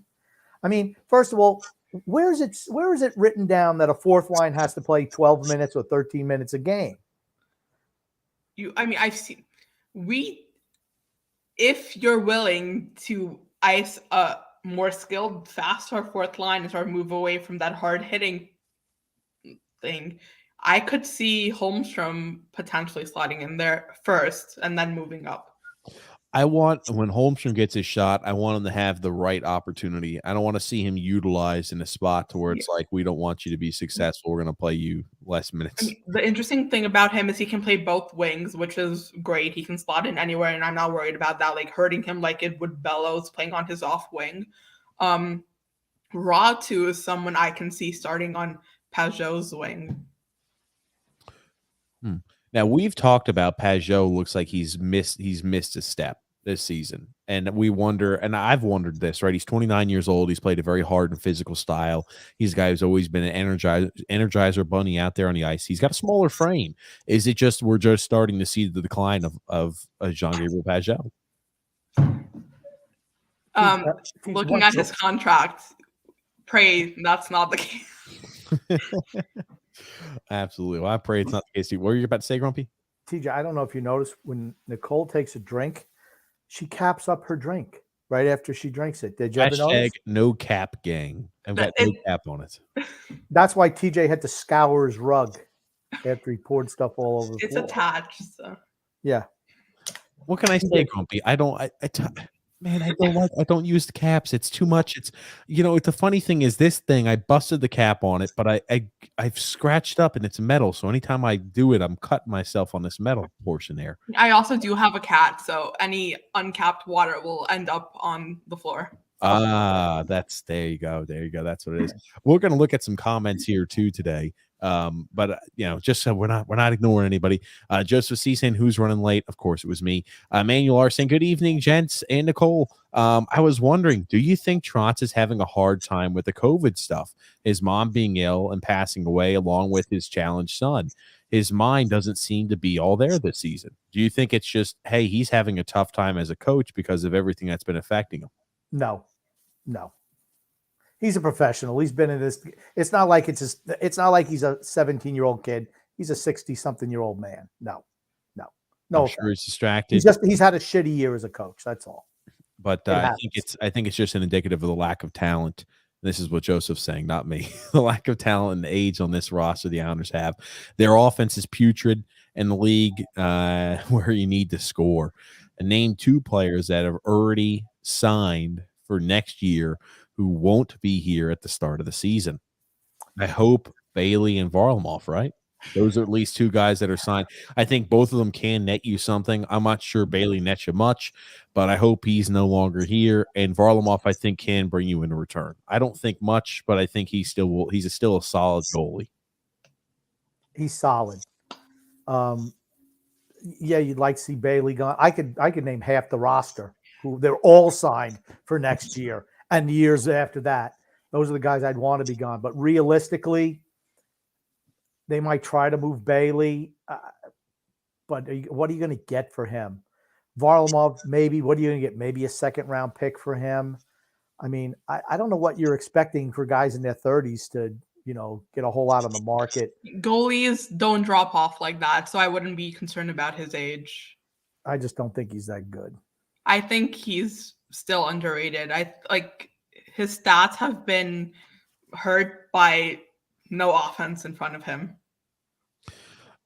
I think he's just solid. I think he's solid, and he benefited playing the system. I think he benefited from playing from the system. I mean, you look at him in Colorado, he was kind of not playing fantastic hockey at that time period. And I think the resurgence we've seen is, great work by Pierre Greco and Mitch Korn, and the system really helping him out a lot. This year, I wonder how, anytime you put a goalie in a system where they play a high octane offense, heavy forechecking, they're going to give up more goals. It's just as simple as that. I think, though, he's a solid netminder. He's a guy you could say, all right, I feel confident that he can help us win games. I'm not sure he's going to save a whole bunch of dangerous, opportunities going in against us, but I think he could help us win some games. If he didn't have his 16-team no trade list, Edmonton would be all over him. But I don't think he wants to live in Edmonton for the next year. So our options there are severely limited. The people in Edmonton don't even want to live in Edmonton. Oh, man. Jared Ben saying, Barry Trotz is becoming the embodiment of Jack Capuano with each passing moment. Just listen to his post-game interviews talking about the battle level and puck luck. It's like he ate his soul or something. Oh, good. I don't know. Did you notice that picture of that? That's a good-looking guy. Yeah, I noticed. Michael M saying, Al's Misery represent. Big show tonight. Thanks, Mike. Nick D saying, it's about time. I know it started a little late. Frank K says, Sabres definitely ended any thought of the playoffs. It's an unwatchable product. Yeah, the team. If you're just a casual fan and you can't watch this, I mean, it's pretty bad. It's hard. I mean, like at least we get a lot of gallows humor. And we can joke around about how bad we are now, and So people here's just the thing. laugh around. You put on the Islanders on your TV, you turn the sound down because that's miserable to listen to, and you just listen to us. It's way more fun anyway. Yeah, absolutely. And Nick D said at the end of the season, Barry Trotz should be fired. Thanks, Barry, for your services. You'll find another job soon. Ciao. Yeah, he wouldn't be out of a job more than a week or two. He'd be perfect for Edmonton.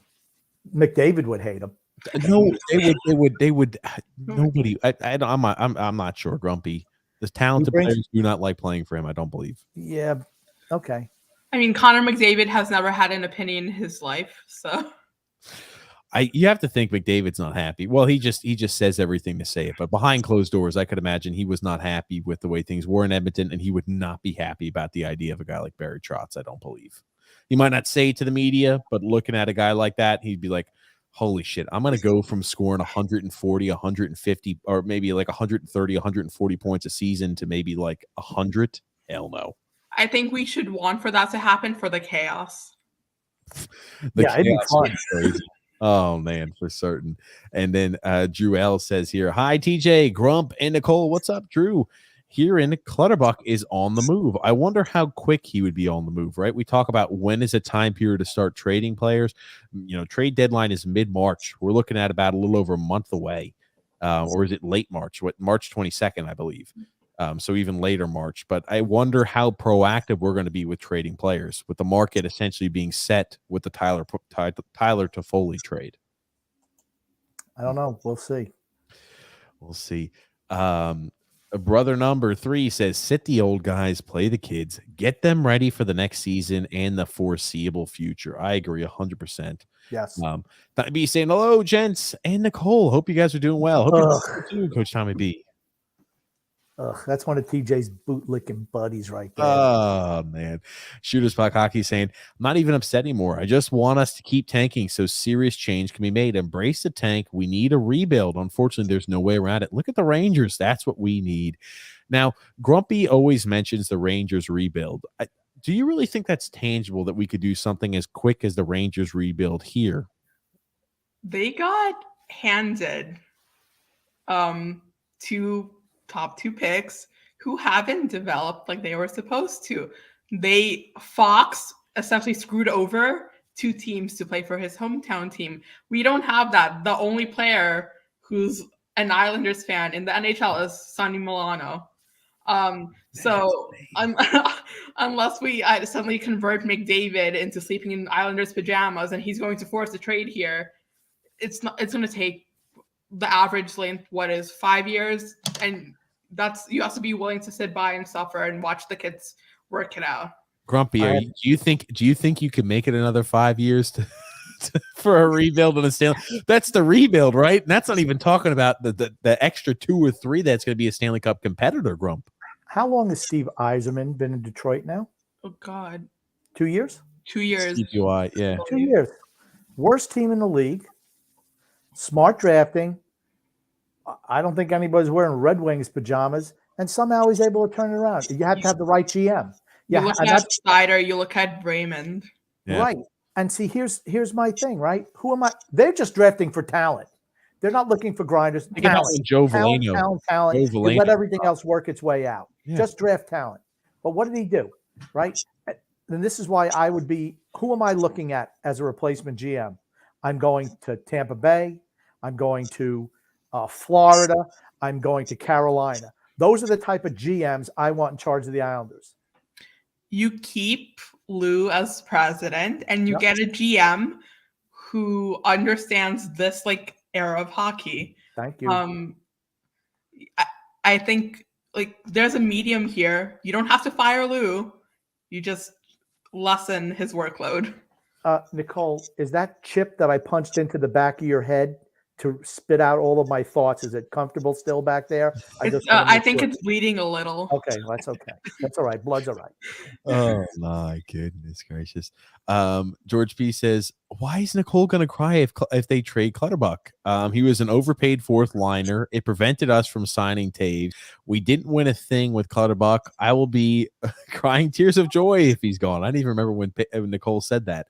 So I did tweet that breaking up the identity line, which has sort of been a staple of the Islanders for the past 5 years now, is going to make me sad. I think that's going to mark the end of an era of Islanders hockey.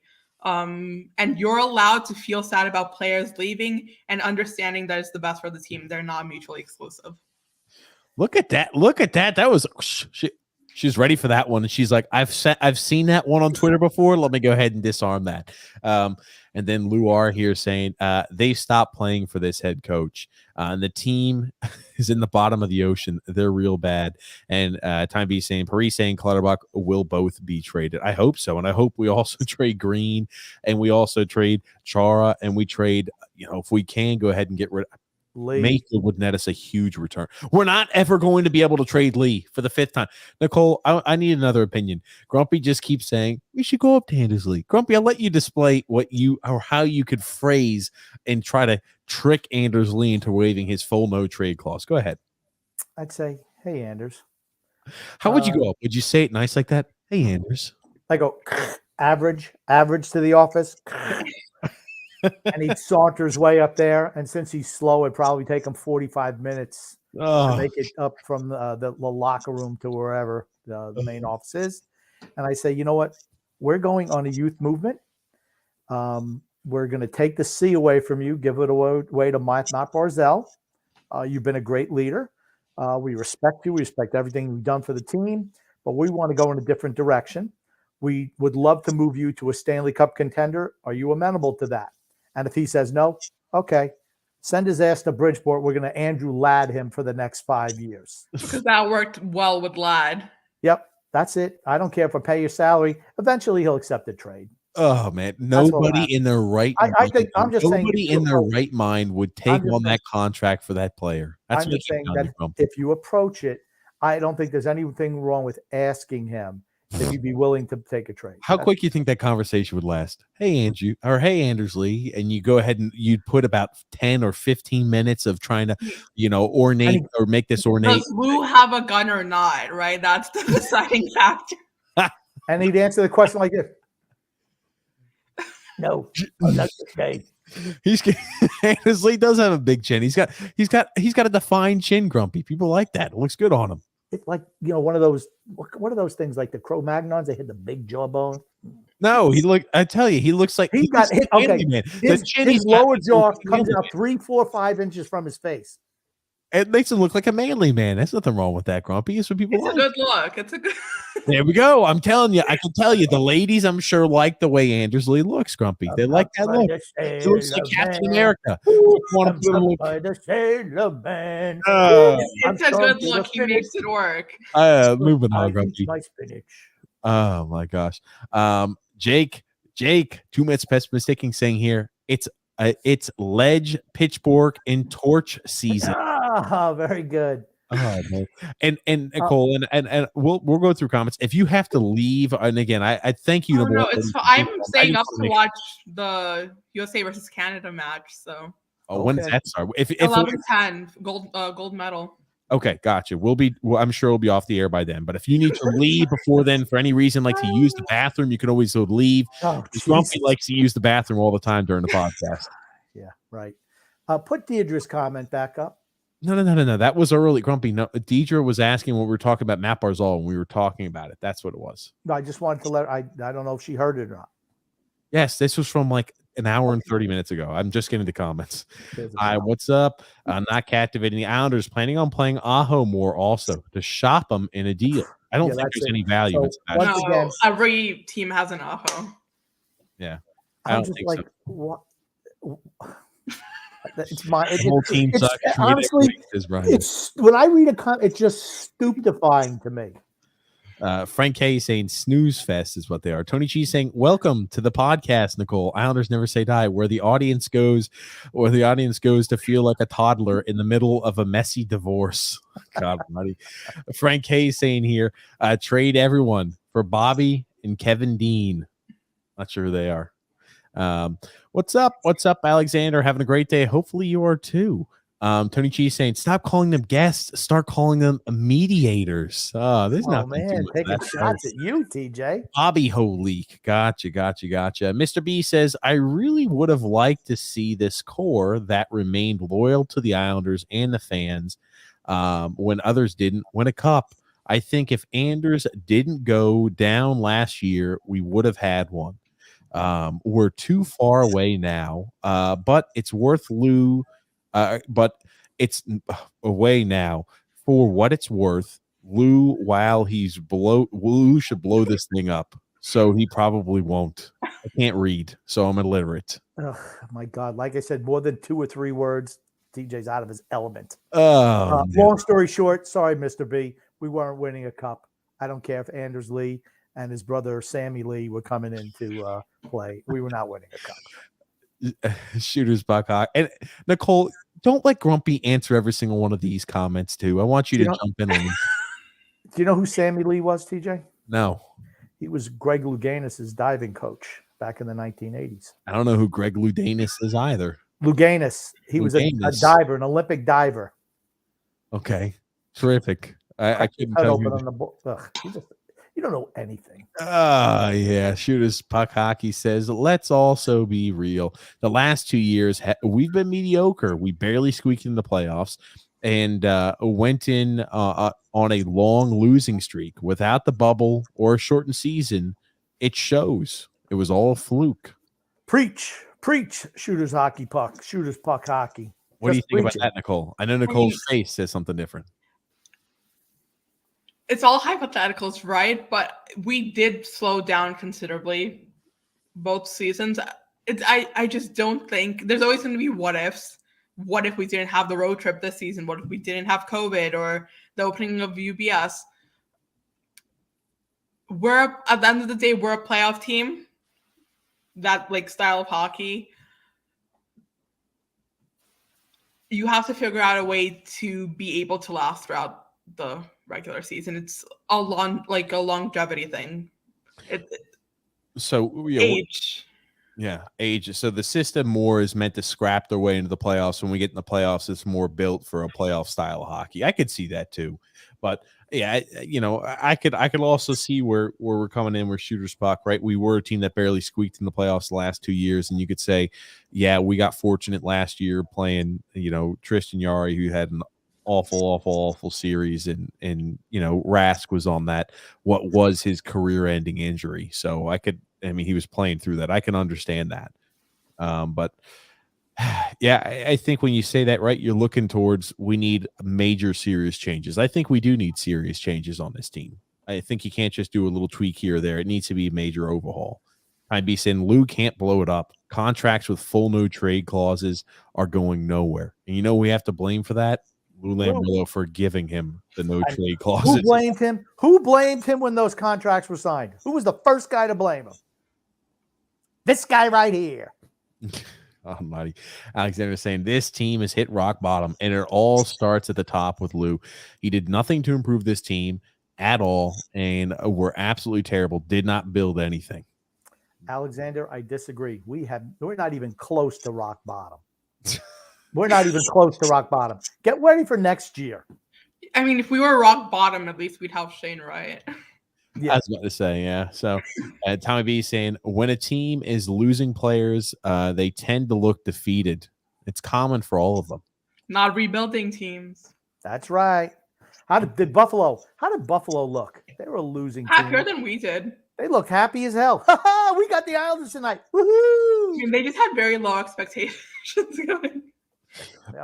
Jeff E says, I have 5 friends who played in the NHL. A very good friend who coached in the NHL and worked many ex-players and coaches at ESPN, and all have said that at year 4 or 5, players give up on coaches if they do not like the style anymore. They quietly tank the year.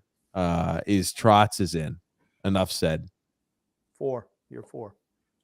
It's a tough style of play. It's a tough style of play. And here's the thing. If you have talent, you're not going to like this system, period. Alexander saying, yep, trading for Palmieri and that signing was a terrible move. Yeah. Nicole, would you like to know the grade that I gave the Palmieri trade the night it was announced while we were on air live? I think I can guess. It's probably F-. It was an F-. Oh, wow. Like summer school. Like summer school, Pat. That's right. F-. Matthew C said, do we trust Lou to retool? Does Malkin trust Lou to retool? It's a good question. It's rebuild. Don't be afraid of the rebuild word. I know in today's modern society, we're afraid of certain words. Rebuild, we should not be afraid of. Andrew L says the Canes Panthers game has opened or has my eyes nonstop all over the place. I never realized how much of the rest of my eyes get, or how much rest my eyes get when watching the snails like the Islanders. Yes. I mean, I forgot that game was on today. Oh, crap. Brother number 3 says Marty St. Louis hit the nail on the head. Absolutely. And a great comment by Marty St. Louis. He nailed it. Absolutely. I watched this and I loved everything he said. So I wonder what Josh Bailey would be like as a head coach. He'd be a player's coach. Actually, he'd be the guy, he comes in the room. Hey guys, knock it off. They throw things at him. Stop. Ted Lasso. Warzone saying I like Nicole, and he's also saying Panarin saw Barry's system and said no thanks. No, thank you. Systems help players like your Andy Greens, not your Matt Barzals. True. Drew L says I think the Canes are winning it all. They have the perfect balance of offense and defense. Panthers, as good as they have, as good as they are, they just not just all offense. Who picked the Canes this year? Oh man. Ugh. Oh, Time B saying the New York Islanders have removed the vaccination and negative test requirements to attend games at UBS Arena. He's excited. Woo! Maybe they figured maybe that'll put some people in the seats. Brand new stadium, nobody shows up. Oh man. Frank K said Barzy is definitely fed up with the Trot system and looks like he's trying to play his way out of town, but he can't due to him being a restricted free agent. Here's what I think we should do, Nicole. Approach him this offseason and say, we want to sign you to a 8-year extension. If he hedges and says, I just want 1 year after this one, you got to trade him. Jerben says, boys and Nicole, we're doing it. The Islanders media cartel has felt the ripples of our waves. We're creating an impact, an effect. Thank you, Nicole. And Jerben also says, is Nicole affiliated with the very good Islanders site? Can she get those Jags on our podcast? Nothing could get that. Nothing would have that happen. The very good Islanders site. They hate me. They do not like Grumpy. That is they for speak the truth, and they don't like that. Matthew C saying if Barzal would have scored a goal or two in Game 7, he could have won a cup. Ugh. I mean, if anyone scored a goal in Game 7, he just needs better wingers. Yeah, I was about to say it. Ugh. Leo Komarov, my God. Elite first line winger Leo Komarov. Tommy B saying, Nicole, I follow a lot of your posts and you do a great job. Glad to see you on the show. Thank you, Tommy. Yeah, let me tell you something. He's a bootlicking weasel too. Oh man, you love Tommy. And here's the thing, TJ can't wait. It's one of TJ's buddies, so he's always kissing up to TJ. Tommy's coming on afterwards, Grump. We're pulling a double header. He's coming on at the 2 a.m. Sometimes on Twitter you need positivity. God, that play. Oh yeah, Grumpy. I should be on there. I think I'd fit in on Twitter somehow. Oh, Grumpy. I don't want you on Twitter though. Jewel said, what can I say? The Islander fans are diehard to find Matt Barzal liking tweets. Well, hey, they're making sure that we're doing a due diligence. Here's the thing. Does it shock anyone though? The answer should be no. We had always had premonitions and thoughts that Matt Barzal was unhappy, but we had nothing concrete. I think that you're looking at, as you lay a foundation, we were on eggshells. We were just looking at, what it was, bad foundation. Now we're starting to lay concrete on that foundation. Can I just say one thing though, TJ? Yeah, Grump. If Matt Barzal would have is there like a like and a dislike button? Can you do both? No, just likes. Okay, well, let's say they had a dislike button on there, and let's say he would have disliked it. We would not have put that on there because it doesn't push our narrative. This just worked out beautifully for us. If he disliked it, I would have assumed that he does not control his own Twitter account. Oh, there you go. See that, Nicole? She's fitting right in. True Hell says, TJ, just say when you and Matt Barzal are going to start dating. He's an attractive guy. He would be the face. He would be the face of the league if he was putting up points. I promise you he would. Trevor Zegras.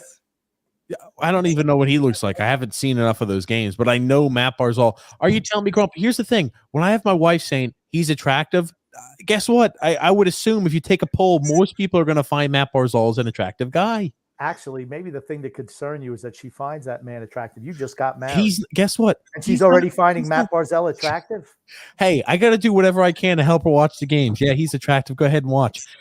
Trust me, he doesn't have a face like an Adam Pellick, right? He doesn't have the Adam Pellick hairline. He's an attractive guy. I don't know. No, Pellick put a cap on. It's nice. There, I was going to say he also has a full head of hair, which maybe she's jealous. Oh no, Nicole allegedly knows stuff about the Islanders prospects. She knows her stuff. That's for allegedly. Certain. Jason C saying here, Grumpy is a hockey therapist. Dr. Grump.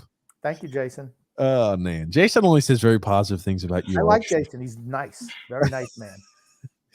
Matthew C said, would Barzy go to Malkin and complain? I bet he already has. I'm betting he's already complained. I'm gonna guarantee you. I don't know, of course, but I'm telling you, I guarantee. Believe me, everyone knows. They know. They know. Nicole, everybody tell us. He already did, Tommy Bappy. Stop putting all his comments up. We already touched on that. Oh my God, I just put them all up. Matt Barzal doesn't wish he was on the Rangers. Somebody was saying, do you think Matt Barzal wishes like he was on the Rangers? Oh, goodness gracious. I'm sure they know something is off regarding the like of that tweet, says Deidre C. Simon Holmstrom is Draco Malfoy, says Brian P. That's also a good one. No, he's Hillbilly Boy from Deliverance. Drew L says, honestly, Grump, I was going to say Holmstrom looked like Beavis from Beavis and Butthead. He does look a little bit like Beavis from Beavis and Butthead. Do you think, is this what they talk about on the Islanders pregame show with Brendan and with Brendan? That's why no one watches their pregame show. They're talking about stuff like this. Laughing at myself. Grumpy is on point with his comparison. Thank you. Oh my God, not the banjo kid from Deliverance. I spit my water out. Oh my goodness. Tell me I'm wrong. I'm not wrong. The Wicked 50 Cal says, if he is a Bailey, even a better version of him, that's a really good thing. Is that really a good thing? Oh, is that? See, stop leaving out the important word. Grumpy. Yes. And then Tony G says, we've got so many players who bring a lot to the locker room and bring nothing to the ice. It's like a beer league team. That's what we're like, a beer league. And then Mike L saying, yeah, that's not hard to find. Ooh, who is that anime character there? That's Pokemon, buddy. Okay. That's a Pokemon trainer and Pokemon behind it, I think. I don't know. That's why I'm asking. I have no idea. Something like that, I believe. Is he saying words? It looks like there's words there. Can you make it bigger? What are the words? I can't make that bigger, Grumpy. Wait. I heard you like Musclip? I don't know. It's a Pokemon. I don't know what Musclip is.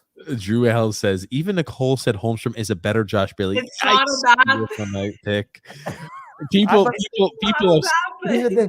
I've been telling people that he's Josh Bailey 2.0 since we drafted him. Yeah, the 2.0 is important though. Yeah. Not really. Grumpy is going to be pissed in 2 years from now when Holmstrom's a solid NHLer. He's going to make the NHL. I hope he does make the NHL. He does. Yeah. I mean, I think again with the Tommy Bappy comments. Don't we have enough of this guy? There's a lot of other people I want to hear from. Grump, I wanted Galiev. Grumpy, we're just going through the comments, man. Okay. Michael L said, explain how in the effing hell you love Bailey. I think someone in the comments said great song. Oh, it's a song? What? No, because of the song. Oh, you said great song. Okay, I was like, how the hell do you love Bailey? I didn't know if it's a song. I don't know many songs. It's not a Bailey song. sooner or later. Oh, gotcha. That's right. That's right. Ooh, Simon Holmstrom, you Not really a statue. suck. Oh, man. You're Come worse on. than Bailey.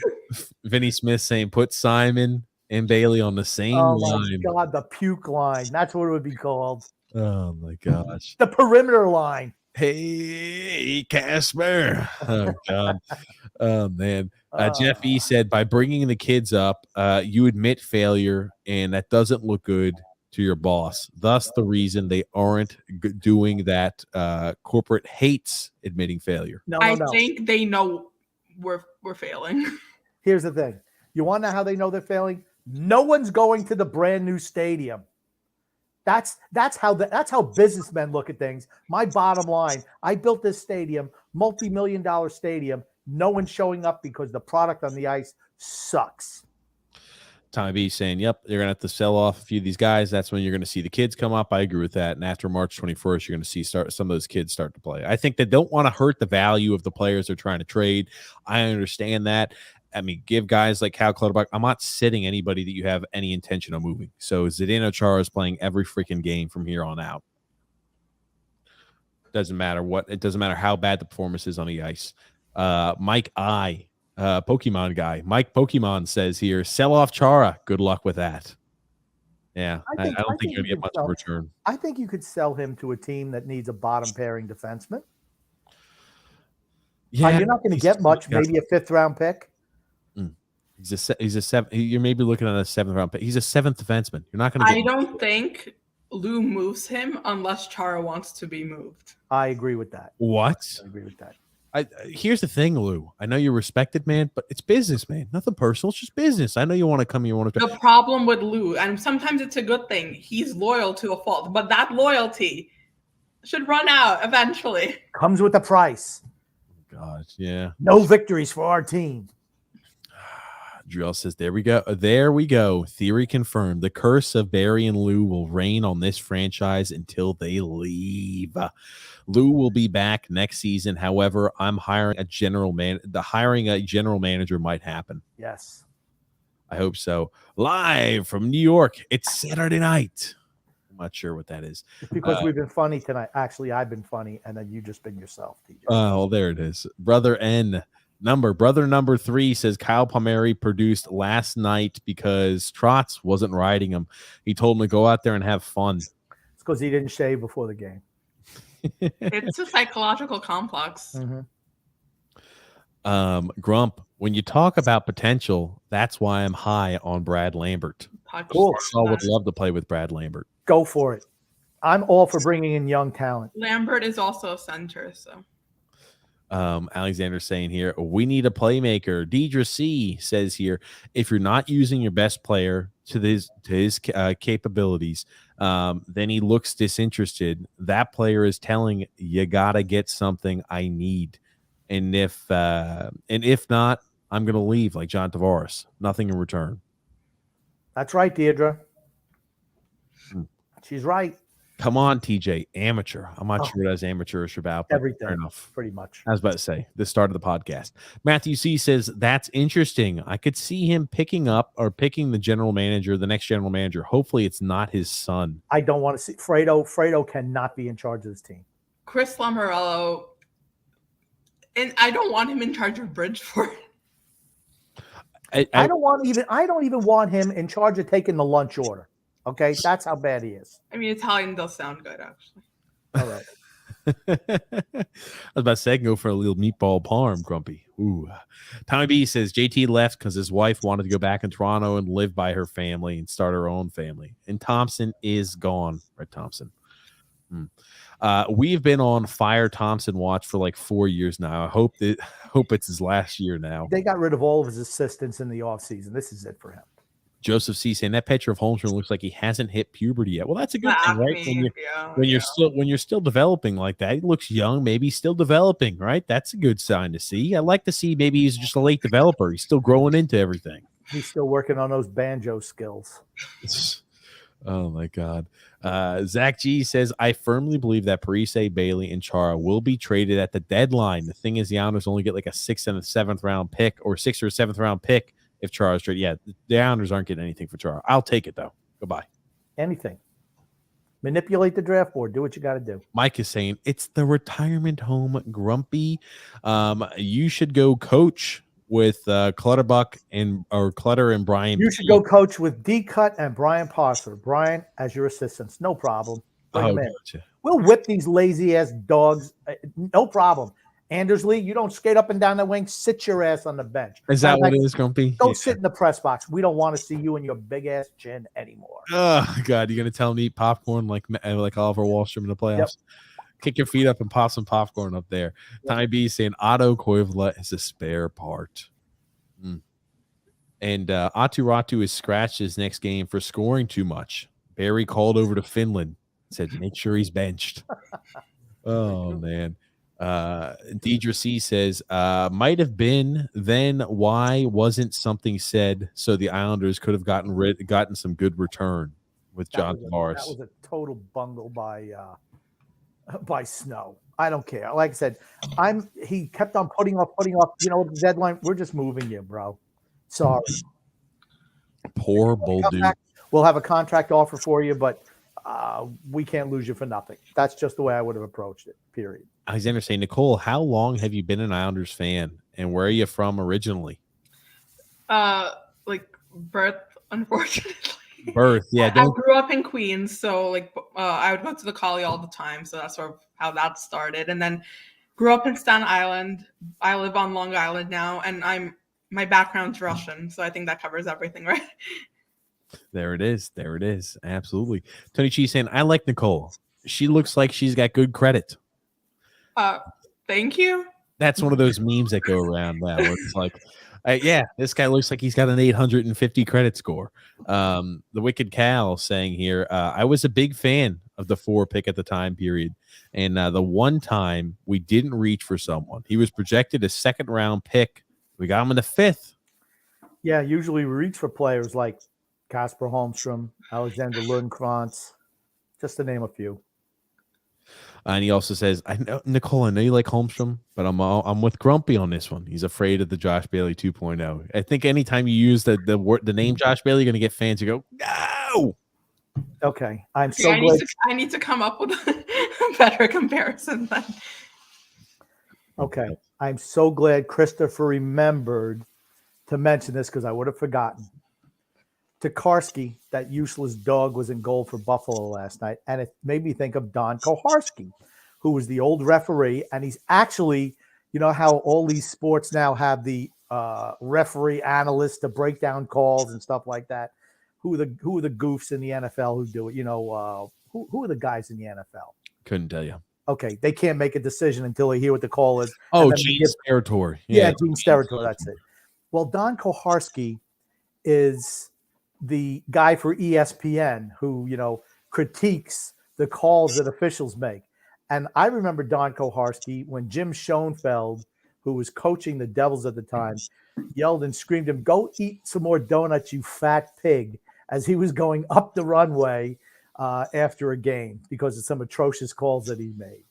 And I just found it funny. One of the worst referees in NHL history is the guy that ESPN hired to be their referee, whatever the hell they call it. They're Gene Steratore. What do they call that? I don't know. They're rules official. Now, now this is Jared Ben says, Grump, can I please show Grumpy the Valentine's Day Islanders memes Nicole posted on her Twitter? Oh no! Did you put this on your Twitter? Yeah. Oh, yeah.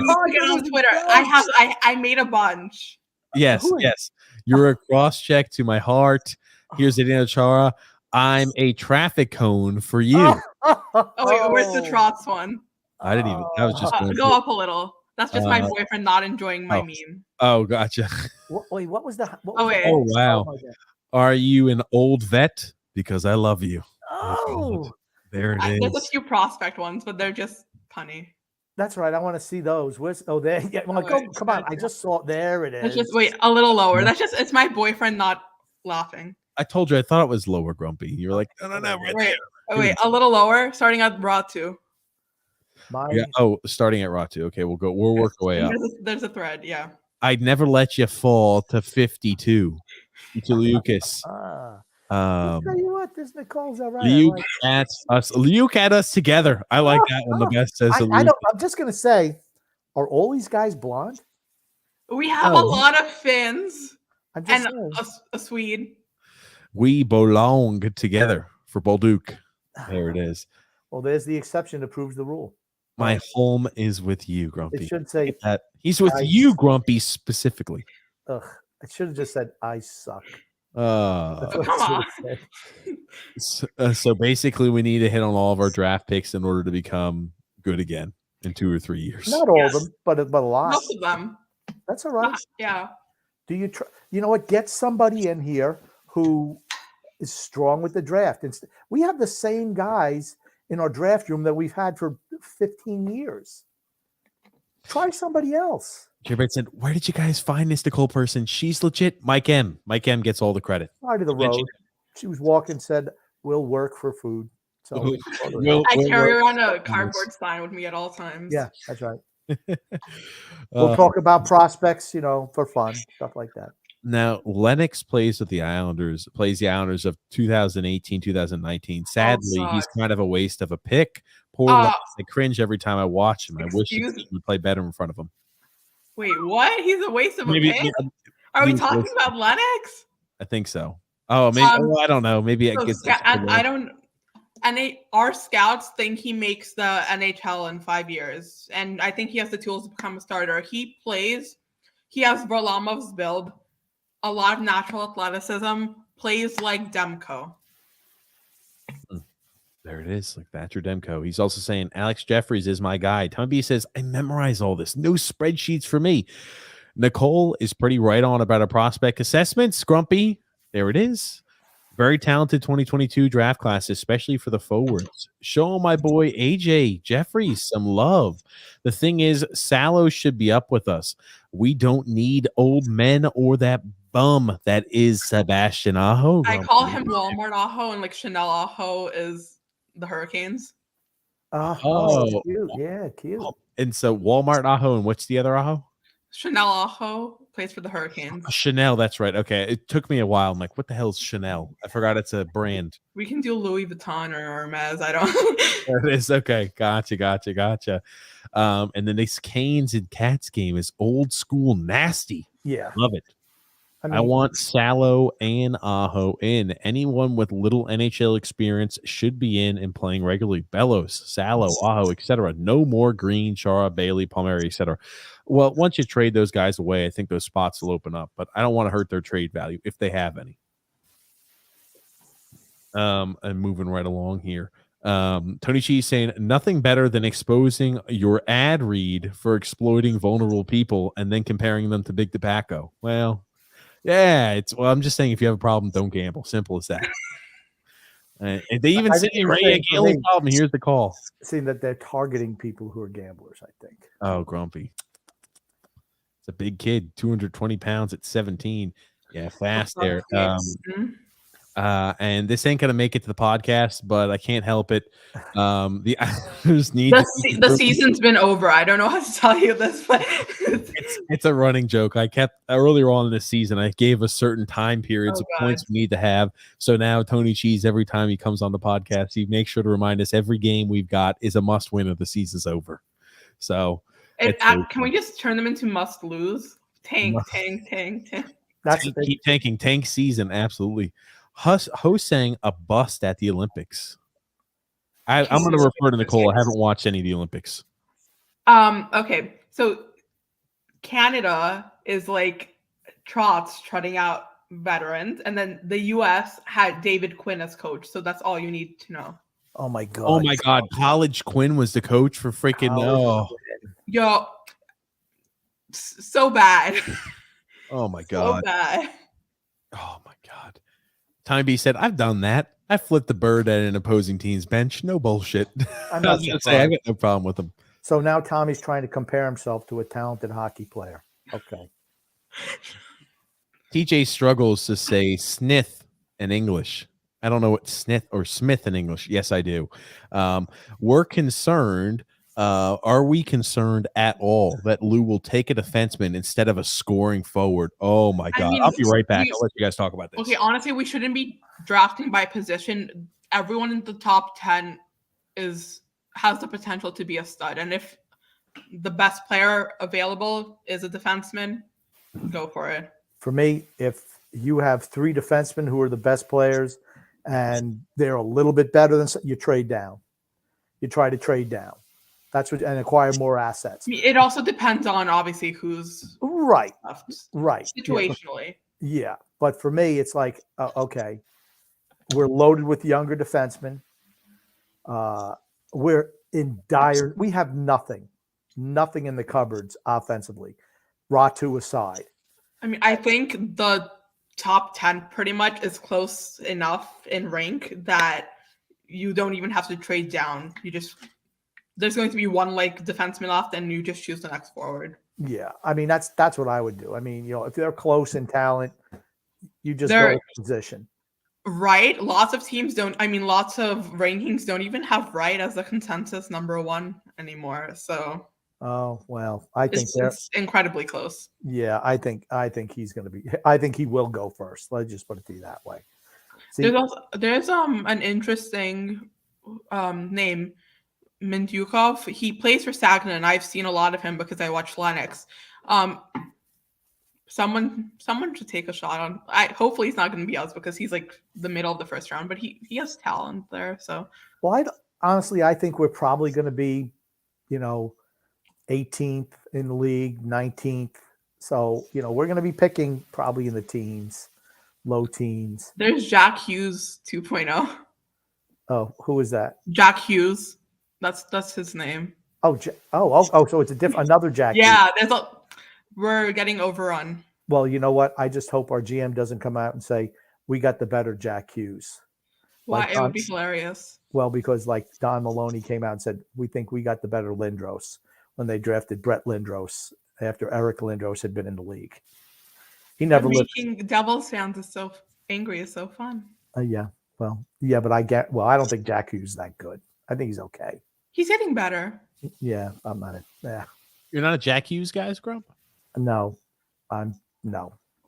He should be better than he is. But he plays for the Devils, so most of the Devils. Anybody who plays for the Devils. Jack Hughes is averaging a point a game right now at 20 years old. What else do you want for this guy? Most of the guys who play for the Devils suck. Like Andy Green, Kyle Palmieri, those type of guys. I've seen them up close. Okay, you see the guys like Dawson, who's played well for them. They got a lot of young players coming up. I mean, like if you're a Devils fan, right? Do you have the right? You have the right management. You have the right head coach for the future. Items like that. That's more important. You've got pieces. That's all I'm saying about when you look at the Devils, and you've got. I don't know, man. Stop trying to harsh my vibe on ripping the Devils. I just don't think it's right. As long as Lou is around, expect more Bailey types. Ugh. My gut is the team will call Lou on. Teams will call Lou on Mayfield, but it will take a big offer to get him. Got to do what you got to do. Got to rebuild. Top 3 to 5 pick this year's draft. Let's tank. Absolutely. The Yotes will gladly take on Josh Bailey in his contract. They say they are willing to take on salary. Then start moving salary. Move it. Trotz is coming back next year. Ugh. Let's not get ahead of ourselves. Maybe a first for Mayfield. I still think 2 firsts. I just think that contract is just too. It's too much for a team to pass up on. I think the contract does more to it, and teams always overpay at this time period. If we move Brock Nelson, it would happen after the 2022-2023 season if Ratu is ready. Why? We're not contending next year either. What does it matter? What does it matter keeping him around for another year? If you can get a couple of for a first round and a second rounder for him, why keep him for another year? I don't care if somebody's ready. I mean, the goal of right now should be to get first round picks that can come up directly to the NHL. So if you're going to rebuild, that's not a concern. You're going to have Sider, you're going to have Raymond types, Lundell. That's who you need. That's right. I don't think they're going to go full rebuild. They don't want. I think about it. They just opened a brand new arena. They don't want a team to be awful. They want to be somewhat competitive. I can show you the record. We're awful. Here's the thing.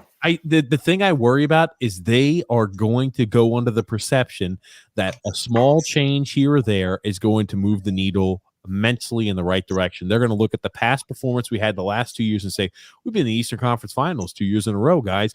I know last year was just an aberration because they changed out the protein powder that they use in post-game workouts. They added a different third jersey. Screw you, Grumpy. I know you do that because you don't like when I go on that little tirade. You're right, because I hate it. You say the same thing. It goes on way too long. Every season you put off a rebuild is a season That you you lose just- time to open up another window. All you're doing is prolonging the agony. That's all you're doing.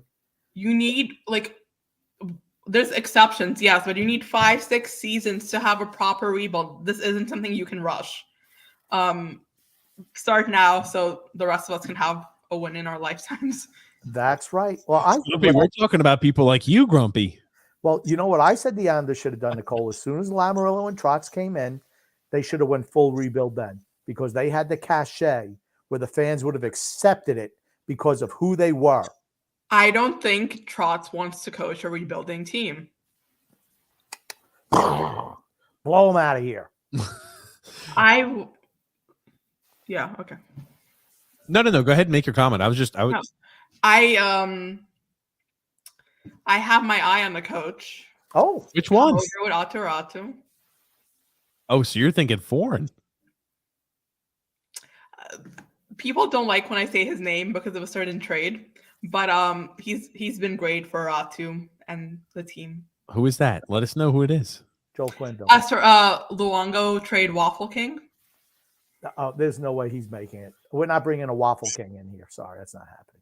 Well, who is that, Grumpy? What do you mean by the waffle? We already had a Luongo, traded him away. I don't need a Waffle King coming in here. I'm gonna get attacked, but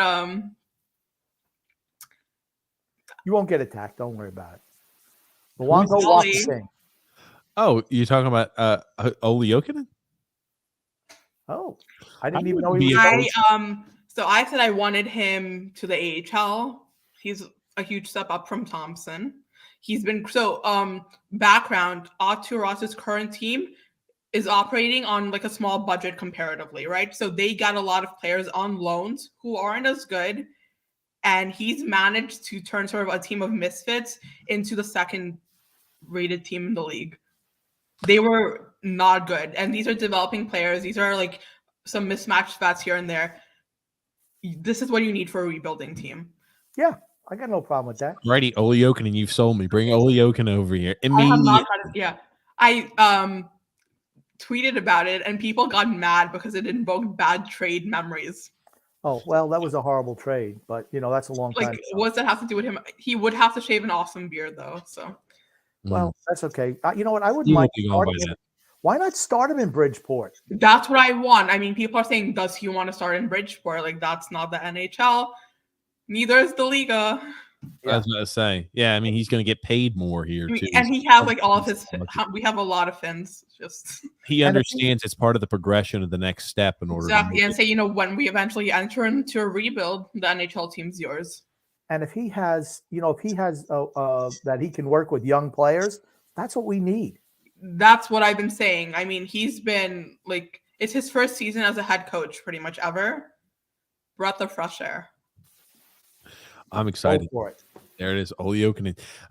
Josh M is saying Barry is on the last year. No, he's got one more year left on his contract. Ugh. They have to talk at the end of this year about the team's direction. They may just let him walk if they rebuild. He's unfortunately got one more year left, and he will be back. Yes. Unfortunately. I like your outlook on the team, Nicole, says Brian B. Thank you. That's my brother from another mother. Drew L says, might as well bring back Golashev past the deadline himself. His birthday was on Monday. Happy birthday, goalie. Totally Golashev. He would have gotten more. He would have gotten more playing time if he'd shown anything at the NHL level. He did. That was right out of Barry's mouth. Why did you play Golashev? I love comparing his preseason quotes to what we see during the season. Yeah. I have a quote about Ratu. He's a great hockey player, and I can't wait for him to be Because you know why he says that? Because he knows there's no way he's making it. Right. That's why he says it. Oh, for certain. I can read that guy like a coloring book. SCG 20 or SCG just says we haven't drafted well. Michael Del Cole, nice kid, hard worker, but was number 5th overall. We need a top 6 producing forward from a number 5 pick. Well, yeah, it's one bad. Yeah, but that's always a risk. You're getting people who can score but who can't skate, and that's always a risk when you talk about translating to a higher level. He was the consensus number 5 pick, but it was acknowledged as a 4-person draft. Yeah, just unfortunate. It was. It was a 4-person draft, and he was number 5. Looks like a Stanley Cup. It's just a big old 60-ounce bottle of water. That's all it is. Drew L says Barry would never draft a guy like Zegras. He would never want a guy like Zegras. I want him. Oh my god, he's awesome. Okay. Obnoxiously American, and I love it. Gotcha. He's got blonde hair also, so that helps. He's got. It's like dirty blonde. Okay. I didn't even know. I just assumed it was blonde. David D. Very blonde. He's saying Bailey will get us a 3rd or 4th round pick, and we'll have to take up some of his remaining salary hit of the $5 million over the last 2 years of his contract. Not for the Coyotes. Yeah, that's right. Not if you trade him to Arizona. The question is, what do you have to give up with him? I wouldn't do a 1st round pick. No way. No, I wouldn't. For a guy like I wouldn't give up much. I think somebody should Galooly, Lee, Bailey, and put him on long-term injury for the next couple of years. What injury? Hurting the cap? Kneecap him. Give him a little Galooly action. You know? I mean, with Lee wouldn't be too hard. He's already one whack. Oh yeah, that might actually help him. Might improve his skating. Couldn't hurt it. Brian B says Martin should not see the ice again. Plus, if we can ship out Casey, bye Clutter too. I wish we would have said, like, you think about Casey Zizekas, that's that you're never gonna be able to move that contract. Martin shouldn't. You can bury it though eventually. Here's the thing: Martin shouldn't even be allowed to put ice in his drinks anymore. Goodbye. But your choice is Ross Johnson, and the team doesn't get better. I'll take Ross Johnston because he can fight. Nobody picks on us when he's in there. I think people do it because they want to fight Johnston. Oh, there you go. Every team has that one player. They want to size up. Yeah, mine's bigger than yours, Ross. Let's fight. Thomas B says candidates for a trade that would bring back the most: Mayfield, Varlamov, and Clutterbuck. If they move Nelson, it's rebuilding time. It's rebuilding time anyway, Thomas. Michael T saying good evening, TJ Grump, and good evening, Nicole. Good to see you guys all. I haven't gotten over that Kraken game. And then this team lays the Buffalo game on me. Unreal. Matt Barzal, stay or go. Listen to the first segment. Under Trotz, I think he would be more prone to go. Should I stay or should I go now? Sal P, look at this beautiful man, Sal P, with his Matty and the Jag shirt on. That immediately raises it elevates his status in society because he's wearing an Islanders Never Say Die merchandise. Sal P says, "What's up, fellas? Great show as always." And I like hearing Nicole's thoughts on the rebuild and retool. This team needs a major overhaul. There it is. Nicole getting a lot of love. Getting a lot of love tonight. Yeah. Absolutely. This is doing wonders for my ego. I told you we're gonna make you look good. Don't worry. Drew L says Donald was like, "Who is Nicole?" Drew L saying the perfect level-headed median of TJ and Grumpy. Oh wow. There it is. Will Grump still be on that couch in 5 years is the real question, or will you need a new couch by then, Grump? I have a replacement for this section of the couch, so it's ready to go at any time. Oh man. Michael T says, "Where's Bailey's hotel? We need to ship him off to there." Suckatonia. So, Sal P says, "We don't need to try to tank. We just have to have the horses compete with the likes of Carolina, Florida, the Capitals, and whoever. We'll be lucky to go 500 the rest of the way." That's why you need to tank. That's right. That is you exactly tank right. to get those horses. That's right. And then I got a comment. The identity line needs to go, says Mike, for certain. And it's sad but true. Yep. SCG says, I agree, draft talent, but how do you avoid busts? I mean, and pick a guy like Del Cole, but he'd been a good 3rd round pick. You can't avoid busts. That's the thing. It happens. You draft the best player available, but some just don't end up developing. The one skill that I look at more than any other is skating ability. In today's NHL, you have to be able to skate. I mean, look at We have one prospect known for his skating, and that's Ruslan Iskhakov. One. Well, yeah, he's never going to make it here.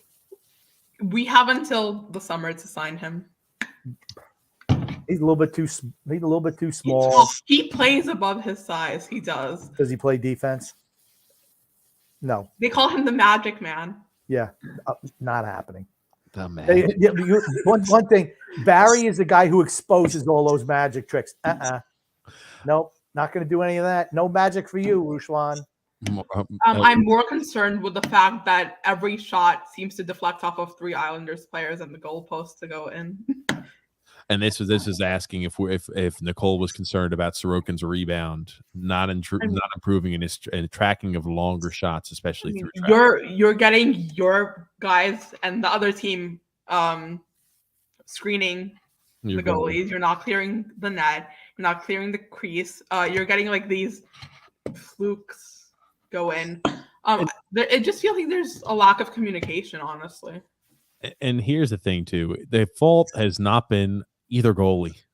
That has not been the issue. Our issue has been our inability to score. Simple as that. I feel like playing behind a team you're not confident in is going to hurt just mentally both goalies.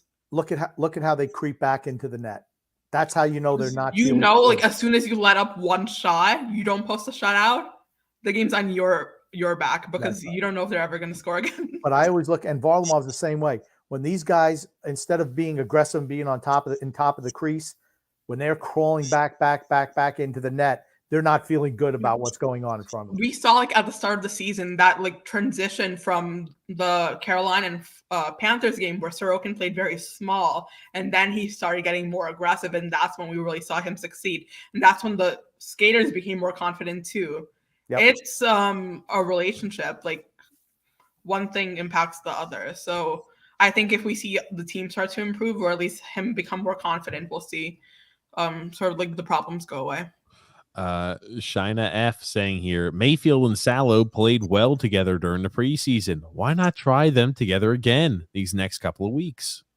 Eventually, I think they will. After trade deadline, I think you'll see Salo play up the rest of the year. I think the biggest, like Chara hurt us the most, not in actually being like on the ice, in breaking up Pelican Pollock.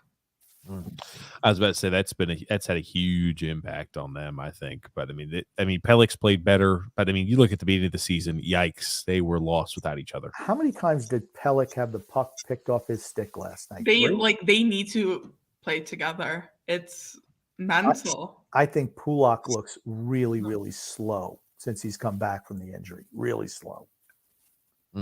I don't think he's at 100%. No matter what you try to say. That's what I don't think he's healthy either. You think he's going to require some sort of like small off-season surgery? The worry is like, a fracture shouldn't take that long to heal in the first place. So I assume some kind of setback happened, some kind of re-injury, and then they didn't give that enough time to heal. And then you're going out and you're playing his, like, usually he's like not afraid to throw the body. He's not afraid to put his body on the line, block shots. You're going to aggravate it. Long term, I don't like the sound of that. True. And then also saying here, it makes me mad when Trotz calls out Wallstrom for the same things as Bailey's doing, like the turnovers.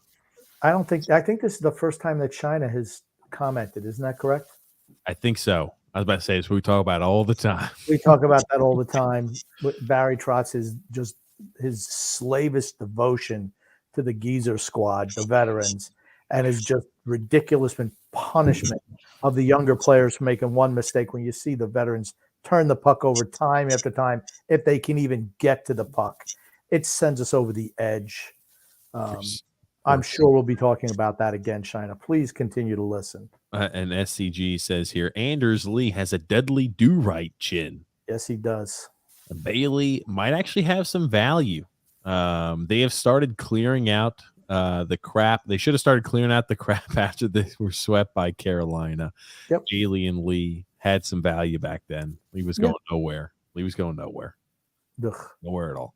Well, Go Canada, go, says Brian B. No. Very simple. Everything that could have gone wrong this season has gone wrong. Yes. I think it's more than that, though. I think it's more to do with the structure of the team, right? Everything went wrong, too, because we've given it every chance to go wrong. They're just not good enough. They're just not good enough. I mean, but on top of that, the season didn't help. Every team went through the same things. Vinny L says the owners must sit both clueless Lou and Trotz down and thank them, wish them well, and goodbye. Give them the gold watch. See you later. Thanks, fellas. Tony G saying Jeff E needs to start getting some of his friends on this podcast. Jeff E, if any of those people happen to be Mike Milbury, that's one person that we want to be able to someday get on this podcast. Absolutely. Mike Milbury. That'd be a fun one. Absolutely. That'd be a fun one. Think about how much fun we'd have with Mike Milbury. Oh, it'd be great. It'd be great. Alex R says, hello, everyone. What's up, Alex? Long time no hear, Alex. And then Shine also saying here, when Barzal was interviewed by TNT announcers, he looked really happy. You know, the happiest he's been all year. I feel like the players can't have a personality. I mean, look at the Islanders' social media. It's probably good. Yo, I like the Predators' social media is the best thing. They were doing wallpapers today, and I requested a special one, and they made it for me, which was like, you need like if you want to grow the fan base, it can't just be on the ice. It can't be corporate. It can't be such a corporate one. Exactly. Yeah. I miss like all like the kitschy videos we would do with like pronouncing Long Island town names or just like some sort of interaction. I like Carolina's one. They're always like a snarky at every single person. The Carolina Hurricanes, like I want us to have some sort of persona. We need to have something, even if it's an asshole. It needs to be something, not just vanilla bland. Buy into the Long Islander persona. Mm-hmm. It's right there. I think they should put me on their social media page. Mike here saying, I want Grumpy on Twitter. I can help you make an account. Join the toxic wasteland that is Twitter. TJ won't let me go on. I don't condone Holmstrom bullying on Twitter. There it is, Grumpy. No bowling on Twitter, Grump. I don't think that's true. You're not allowed to bully on Twitter. I don't think not the prospects, off limits. Oh, I'm sorry. The prospects are off limits, Grump. Oh man, there it is. There it is. I still find it interesting that Lou and Barry have not been extended. I wonder what Ledecky is thinking. Well, I'm sure he's thinking Lou's going to be dead soon, and Barry sucks. I wonder the same thing about you, Grumpy. No, I'm just messing with you. Tommy B saying here, Barzal does have a direct line to Malkin for the record. Well, I guarantee you that he's been ripping trots to him. And then Drew L says, so TJ, would Barry be Ash Ketchum? No. In Pokemon, who's the Pokemon little fellas? Ash Ketchum is the main Pokemon guy. He was the first Pokemon trainer. But no. We found some TJ knows something about Pokemon fans. Yeah, Grumpy. I was around during the Pokemon time period, believe it or not. Michael T says, I just want to remind everybody the fact that I brought up my opinion. The Islanders Kraken game was a mutiny. I don't know. I don't think it was a mutiny. I don't. Here's the thing. Michael T has taken a dark turn. He's one of those fans who's taken a dark turn. He was very always so positive all the time. Got angry at the grumpy old man for saying nasty things about the Islanders, and now he's come on to the dark side. So I turned him. It says, by the way, I heard you like that Mudkip Boys. Okay. I don't know, but that's what it says. I don't know what that means. And don't worry about it, Grumpy. You don't understand Pokemon anyway. I don't understand Pokemon. Andre M says Varlamov, I think, will be moved. Washington and Vegas are desperate for goalie upgrade. Wow, could you imagine Varlamov going to the Washington Capitals? Back to Washington, where it all started. He's tied with Ovi. Yeah, move him out. I don't care. Help the Capitals out. Give us a first-round pick. Samsonov's been not good. If people are complaining about Sorokin, take a look at Samsonov. Hey, you need a goalie. We got one to sell. Bailey. Guys, how about that Islanders game last night? Oof. What Islanders game? Oh yeah.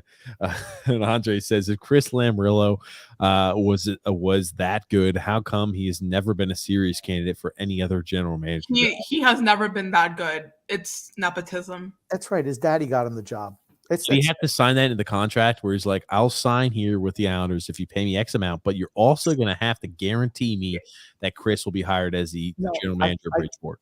I think Fredo was there first, and Lou came in after. They were the same year. So unless it was like a few days beforehand, they were the same year. Okay. I believe. The Knicks blew a 28-point lead to the Nets without Kyrie and Ben Simmons. Oof. Yikes. Do you think that Nelson could net you a first-round pick? Oh, yeah. For certain, if not. And some. I think and some. Yeah. That's why I'm like, move a him. First-round pick and like a high-end prospect. Move him. What's wrong with He's that? an elite 2C, and they're hard to come by. James F. says, Grumpy, Holmstrom looks like Kenny Janssen. A little bit, but it's for me, it works. I like Kenny Janssen. He was a very nice guy to my kids when they were growing up. So I'm going to say he looks like Banjo Boy from Deliverance. Tony G says, Queens! Yes! And then, Grump, if you were a general manager, what are your top 5 priorities and what would you do? Nicole, what would you do as well? Go ahead, Nicole. I'll let you touch I'm a that little first. hurt, Alexander. I was not included on this, but I will be a happy spectator on the sideline. So I'm just kidding. Go ahead, guys. You sell everyone except, so the 5 I mentioned, that's Dobson, Sorokin, Barzal, Pollock, Pellick. Wallstrom is technically on the trading block for the right price. Oh, Everyone's available for the right price, right? You sell everyone, you go into a rebuild. This year, every draft you go in looking to draft players who can make an immediate impact. That's the goal. You want to essentially replicate exactly what Detroit's doing right now. There's not even 5 steps. That's it. You sell and then you draft. Okay, here's what I'm going to do. I'm going to name myself Director of Hockey Operations. That's step 1. Step 2 is hire a general manager from either Carolina, Florida, or Tampa Bay. Then step 3 is, number 1, let's find a way to get rid of the dead weight. Kyle Palmieri, Josh Bailey, Brock Nelson, Anders Lee, whatever. I want them gone. I want all those guys gone. Step 4, and I want draft picks. I want no players. I might take some young prospects. I want no players, just draft picks. And then I would get a new scouting staff as well. I will say this: the only thing I worry about No one cared about what you rebuild is that you got to make sure you sell Matt Barzal to stay here long term. That's the big thing, right? I think you can teeter the line if you go rebuild, but you have to be able to say, hey, within a year or 2 years, we're already showing signs that there is the light at the end of the tunnel. I tweeted this out after the debacle. If you have to choose between a coach and a franchise center, you choose the franchise center. Absolutely. Always is right. Yeah. Have another donut, Koharski. I remember that too, says Brian B. And Drew L says here, Grump, that's what the 4-letter networks do. They hire people that can drive their narrative. True. Holmstrom's face is here as a lovable pizza boy. That's what Holmstrom is. He's got a pepperoni pizza face. All the pimples all over it. James F says, guys, I'm worried Barzal's going to leave us for nothing. I don't think it'll be the same. I hope not. Nick D says, Grump I'll just say you cannot let that happen. If you see things are going south, you have to move him. Squeeze every bit of value you can from him. Yeah, absolutely. It might not be good in a short term, but at least you're going to get something for him. Nick D says, Grump is right when he says, see if Barry wants to change his mind and style, if Barzal wants to keep playing here with Barry also as coach. And I cannot believe the Islanders lost to the Buffalo Sabres. It's depressing. We need to stop turning the puck over, says Cameron with the cam. You want to know else who couldn't believe that? Buffalo's goalie, Dustin Tokarski. He couldn't believe it. He's selling like he beat the freaking Panthers. We were watching him yesterday and we are like, holy crap, He this goalie's sucks. awful. He's trying to do anything he can to lose and found a way to win. That's all that matters. Tommy B says the top 10 in this draft has 2 defensemen, the other 8 are forwards. Well, hopefully we get a forward there out of that group if we're in the top 10. Nick D says you have to understand there's a lot of pressure on a Canadian hockey team from the media and the whole country. I'm sure there's a lot of pressure on coaches. A lot of coaches turn down that position. I don't know what position he's talking about. Being a head coach in Canada, because there's a lot more pressure than there is in American countries. I mean, don't be a head coach then. Nick D saying, "Go Canada, go!" Just trolling with you guys. And then James F saying, "Guys, another reason that we should get rid of shootout. USA Hockey loses to Theo Czechs To the Czechs. To the Czechs, going into the gold medal and a shootout. You got to change the playoff system." You can't have you. It's okay. It's the Olympics, and I'm not yelling at you, James. I'm yelling at TJ because of the way you read the comment. You can't change that because they have game after game after game. Everything is scheduled at certain times. They can't have a hockey game go on for potentially 5 or 6 hours. Can't have that happen. They lost the Slovaks. Oh, there it is. They lost the Slovaks, not the Czechs. Uri Slavkovsky scored. There it is. There it is. You got me sold. You got me sold. The Islanders will have a top 10 pick. Lambert is going to have to move to the wing. If the Islanders win the lottery, Nelson is a trade candidate. I don't think we're winning the lottery. Yeah, I don't think we are either. That'd be nice. We can all dream, can't we? I mean, someone bribe Jerry Bettman. If you can get a couple of like a first and a second for Nelson, why would you keep him? If the team is willing to rebuild, which I don't know if they are. Yeah, well, that's a whole nother thing. But I mean, right? That's like if you had a brain, you're saying, "Yep, we have to rebuild." You've got pieces though that are strong with this core. Not all, but some. You look at you don't. So a rebuild involves keeping those 5-6 That's players. right. You don't have to throw everyone away. You build around them. That's right. You're going to have They're young enough to last if you can do an accelerated one, which you should if you sell off everyone 3-4 years. That's it. When I look at this, I think to myself, you would to think that we're going to rebuild. Trotz will definitely be gone if you rebuild. Yeah. So what? I just think I'm not saying I'm not saying I'm not for that. I'm just saying I'm putting myself in Ledecky and Malkin's shoes. Do I see them making huge major overhauls to everything single aspect of this team regarding general manager, head coach, and then the entire aspect of the team? After we've gone the last 3 years, we've been to the playoffs, the last 2 years with the Eastern Conference Finals. Do I see them making a huge overhaul to every single aspect? How many people right now are running to renew their season tickets? Thank you very much. Not many. Yeah, they should be looking at the fact that it's not sustainable. You're not going to win anything. If you're not going to win anything, you're not going to go get any fans coming out to UBS. I hope so. I hope that will do the trick. But what I really worry about is that Lou has so much cachet, and all I hear is about how much cachet Lou has in the league. He will convince them to say this year is a fluke. If you allow us to come back with a few alterations, we will be a Stanley Cup contender. That is what I worry about. Okay. Anyone have a billboard available? There it is. I looked. We actually, the anniversary of that billboard was not too long ago. It was around this time period a few years ago, Grump. Here's the thing. Do you think that Malkin and Ledecky do you think they watched tonight's Carolina-Florida game and they said, holy crap, we have no chance of beating a team like this? I probably think they're more like business oriented, and then they're like, okay, I think that the fun and joy for them is not all that often. It's more a lot of work and not so much. They need to. I mean, the business is also here. If you're not winning, which you're not going to win with this team, you're not going to get ticket sales and you're not going to make money. They should want to rebuild as quickly as possible. You're not going to sell merchandise. People aren't going to go buy your Shack burgers, your Shack chicken sandwiches, your Yeah, special the bagels. $16 on a Shack chicken sandwich, baby. People are just not going to go. People are already not going to the arena.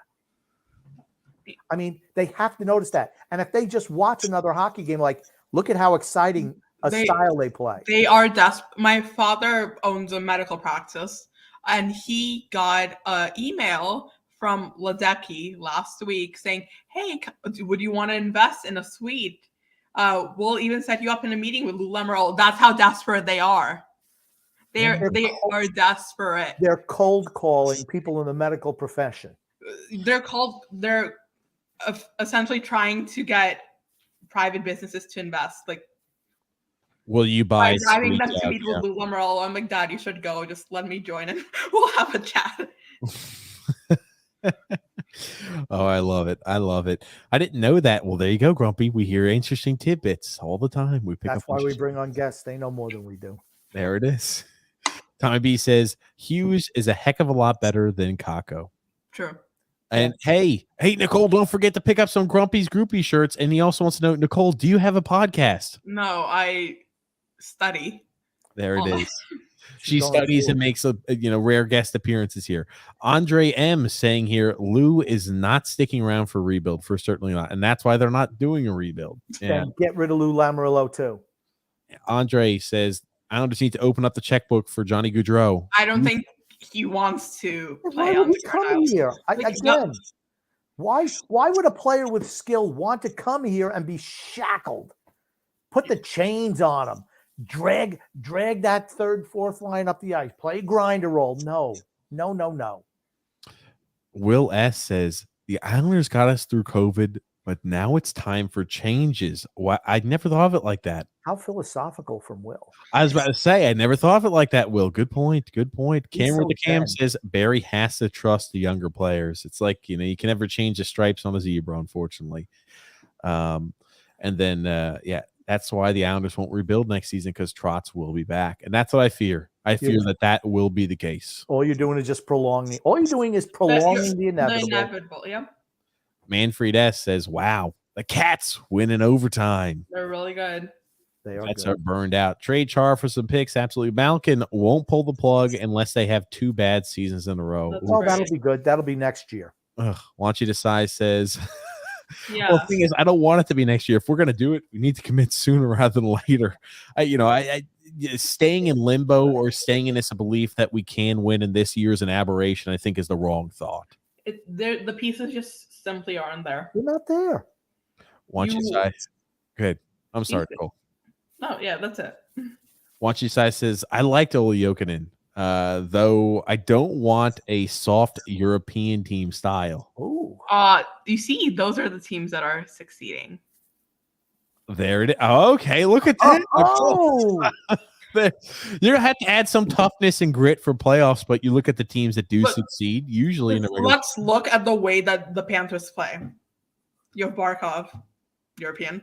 You have Lundell, who, like, if it wasn't for how flashy the rest of the rookies are, he'd be like in the top of the Calder race. You have Huberdeau, who plays soft, and he's French Canadian, which is basically European, right? You have so much of that team is European. That soft, skilled type of play is what's winning hockey games. They do have some physicality to their game. I mean, you have the Butcher, you have Lomberg, who's not afraid to hit. But so today, Ross's there was a fight. Ross's team. It's not like they're playing, I don't know. Not like it's the ice. Yeah. Let me tell you something. Who put that comment up there? Want to sigh? Want you to sigh. Okay. Okay. If you've learned anything, don't pick on guys that Nicole likes. It's very obvious. She's going to bat for them. Period. That's very obvious. Ian L says Barry has done well in restructuring the Islanders, but I'm curious why resurrecting. resurrecting. I can't read. Resurrecting the Islanders. But I'm curious why people think he's a top 3 coach in the NHL. He's won 1 Stanley Cup in how many years? It's about like 26, and largely because he had the best goal scorer of all time. I always say that Barry Trotz is a really good regular season coach, but he's not a good playoff coach because he's unable to he can't adapt. He doesn't adapt. And when you're playing against better teams in the playoffs, you get beat. I mean, the last year, Pittsburgh was banged up, and that's the only reason they beat them. And the only reason they won a Stanley Cup is because they played an expansion team. That was the one year that Ovechkin bought in a little bit to that style. But people forget how talented that club was. They were winning President's trophies every year before he got there. And they weren't as good in the regular season, and they underproduced in the playoffs. And once again, why didn't Washington want him back? He was gone at the end of that season, win, lose, or draw. He figured he'd play the young guys because the veterans weren't good enough, and that's why they won the cup. Absolutely, Grump. Absolutely. And then we got a comment here from Mr. B saying Edmonton drafted in the top 5 for a decade and still can't win. That's the thing, right? You got to make sure you're drafting the right players. Yep. Oh, man. There's so much more to it than just getting a high pick, unfortunately. Cameron with the cam says, I think that some of the underlying problems in the locker room, like players' chemistry, and I feel like Barry is in a tough place with the team's chemistry. I think the guys believe. I just think they're just past their expiration date. That's all. And Brian B saying here, great show as always. Pleasure having you on tonight, Nicole. Absolutely. Thank you. What you said, Ross Johnson's definitely an upgrade over Martin, no question. And you need that presence on the ice. He creates room for his teammates for a certain. Yeah, Nicole. I told you should replace Barry Trotz. There we go. I second that. You got too much hair. Ship off Bailey on the ferry that goes to Connecticut. That Olofsson goal was so funny. Chara was standing there telling Mayfield where he was going to go with the puck. Goes right past him, the wide open Olofsson. The dude is a walking hockey meme. Oh, man. Is Lou ever going to speak on state of the team? No. Not anything of substance. Isn't it weird that Dobson has basically disappeared since Trotz has come back? Dobson flourished this season when half the team was out and he was given responsibility and room to grow. Look what's happening now. It's not hard to put 2 and 2 together. All the young players played that way under Lane Lambert when Barry Trotz was out. They play well when they see that there's confidence not only from their line mates but from behind the bench in them. Thank you very much. Yes, I've been saying it forever. John Smith saying here, it feels like Lou is hiding. Has anybody laid eyes on him lately? I would like to hear his take on the disaster that is this season. Yeah, I think maybe they went to the mattresses, and Lou is hiding out in the big house. Mike is saying you just want on Milbury so you can roast his ass. No, I want to ask him legitimate questions about how that atmosphere was back there in a time period. I just want to have fun. Manfred essays here. I read an article today that suggested that Lou be president of hockey operations only. A newer, younger thinking general manager brought in. What do you think of that? I'm all absolutely. I want a GM willing to make the cap moves that we see Vegas and Tampa Bay making. Everybody else is able to do it somehow. We need to cheat. So the system has cheat codes in place, and you need to be willing to use them. Yep. I don't think Lou is not up on that. They should have a capologist. And here's the thing. They do. They have there is one. That's why we moved Wojciech's contract. The problem is I think Lou has like a mental, some kind of like honor code that he doesn't want to cheat. If you have to place someone on LTIR for a back injury, they all have bad backs. They're hockey players. He had no problem doing it up in Toronto, though. Our favorite island. He put a healthy Robidas. He IR'd him. They call it the Robidas Island. That's what they call it, Robidas Island. Bailey Island has a beautiful ring to it. Great for summers. How about Lee Ghetto? Just put him out there. Just get rid of him. Michael M says, step 3, number 1, GM Grumpy 2022. I love that he said that. Step 3, number 1. Hashtag free Sallow. Michael M also saying here, thanks for doing this though, guys. I can't wait to catch up on this later. Love everyone here. Well, thanks, Michael. Thanks, Michael M, for suggesting. Great suggestion. And then Andre saying Chris Lamarillo came in under Snow. He's been there for several years now. I thought it was a unfortunately. Oh wow! See, I told you. What can I say? Fredo was there first. They said it's like when they sent him to Vegas to learn the trade. So their president resigned today. Interestingly enough, Who's president? Bridgeport. Oh, interesting. I didn't know that. That's more trouble. His name is also Brent. And for a second, when I was reading the headline, I'm like, oh, never mind. It's like in The Godfather where they moved Klingman out and the Corleones took over. That's kind of what it's like. James F saying, guys, I just heard that Lou's fired and that Grumpy's the new general manager. Angelo R says, why is Brock Nelson dead wood? I get that he could yield a nice return, but once and for all, Grumpy man, what's the beef with Nelson? He's a great two-way center and has been our most consistent goal scorer. Okay, he's not been a consistent goal scorer. He scored 9 goals in 3 games. He's got 16 on the season, meaning he scored 6 goals in 28 games. 7. Well, okay, not good enough. That's not consistent. He's a stat stuffer. Okay. You don't like Brock Nelson. I've always been a big fan of him. The guy has played well. You just don't like him because you've always taken a position of not liking him, and you never change your positions. Okay. It doesn't even matter if you're a fan or not. The fact of the matter is, if you do enter into a rebuild, he can get you a lot of assets in return, and that's something you can't refuse. Yep. Thank you, Nicole. I think they should. I don't know. They're not going to do a full-on rebuild. If No, it's unfortunate because I think the team they really need to. Eventually, they'll come down to the realization. But eventually is what? Too late. 10 years down the line. Yeah, well, 2 or 3 years. 2 or 3 James years. F says, We're going to see them like pushing Barzal in a wheelchair with a stick on the ice. If he's not already trying to leave. James F said, maybe we should tear down UBS Arena and go back to the old barn to start winning again. Batman will just tell you it's not good enough for hockey while Arizona plays in front of 3,500 people. I'd get season tickets to Arizona if I lived out there. What a great seat. Oh my God. The college students will the Simon Holmstrom, aka Bailey 2.0, aka Draco Malfoy, won't be anything in the NHL. I've hated the pick since the second they made it. You see, I disagree there. He's going to make the NHL. Oh. Andre says Nelson is going to be hockey trade. Would be a roster player, prospect, and a first. I don't think you'll get that much for him. We don't want a roster player. Yeah. I just want a first round pick and a prospect.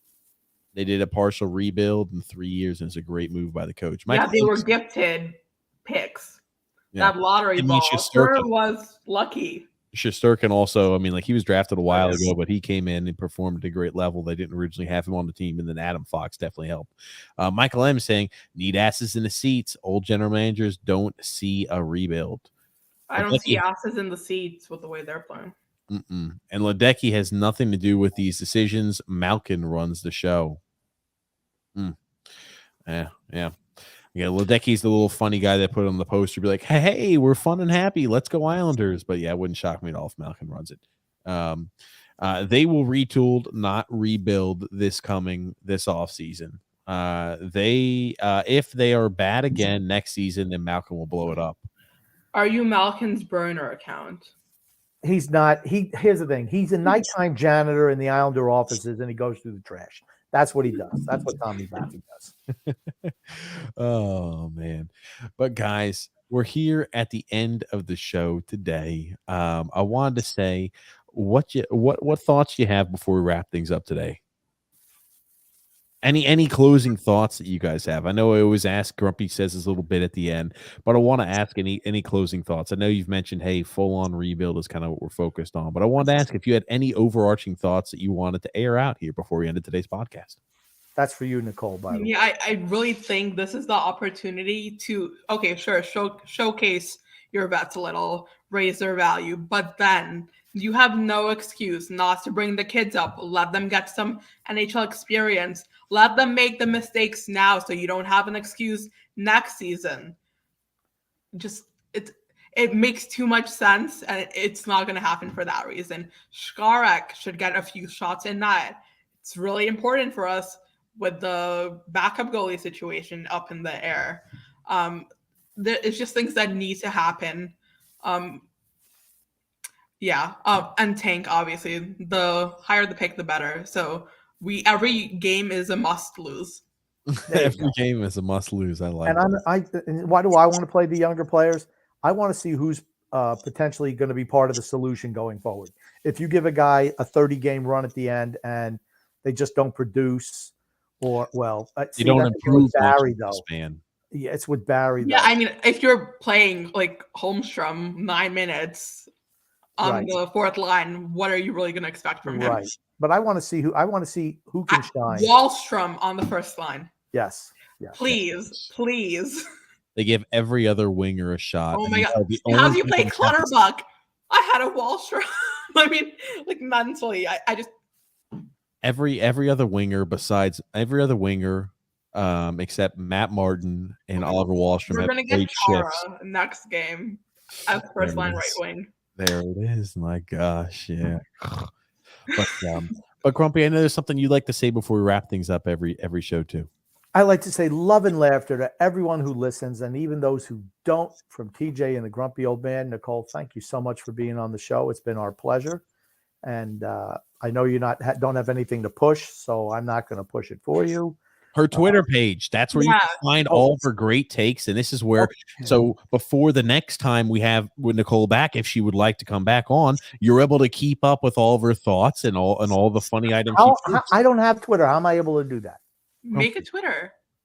TJ said I'm not allowed to. Okay, Grumpy. Do you actually think you would really make a Twitter? Oh, burner account. I can do that. I guess. Do you really think you would make a Twitter account, Grumpy Old Man?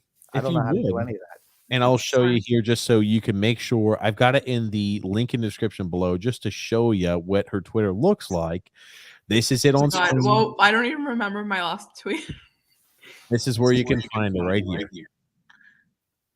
This is where you can find it right here, guys. Yeah. Oh, what was that one that was lower down? Is that us from tonight? That's us right now. I retweeted it. Yeah. It's Inception, Grumpy. Now, Nicole, make sure that you like us on Facebook, subscribe to our YouTube page. I don't have an active Facebook. That's probably a good thing. Yeah. YouTube. Do you have YouTube? Yes, I have that. Make sure you subscribe to YouTube, like it. It helps our algorithm. And make sure you follow the TJ and the Grumpy Old Man show, where we just talk sports and shoot the shit. And that's a lot of fun. I'm even more wide open than I am now. The only sport I follow is hockey. That's okay. We can indoctrinate you into the other sports. We're going to make you a well-rounded I don't think my mental health can handle that. That's a whole nother question. Just make sure you subscribe. Okay. We have a deal. But thank you so much, Nicole, for coming on. We've really enjoyed it. And again, the insights you had. We loved, talk about people fighting the good fight, Nicole. We appreciate it. We do. And thank you again, Grumpy, as always. My pleasure. And thank you, everybody who tuned in and listened. Again, we do this for you guys. We do this to have a great time talking in an Islanders group and community to where, hey, you're not crazy. Don't let people as part of the media cartel convince you that you are, because you certainly are not. Thank you, everybody, for tuning in. And thank you again, Nicole and Grumpy. Thank you so much.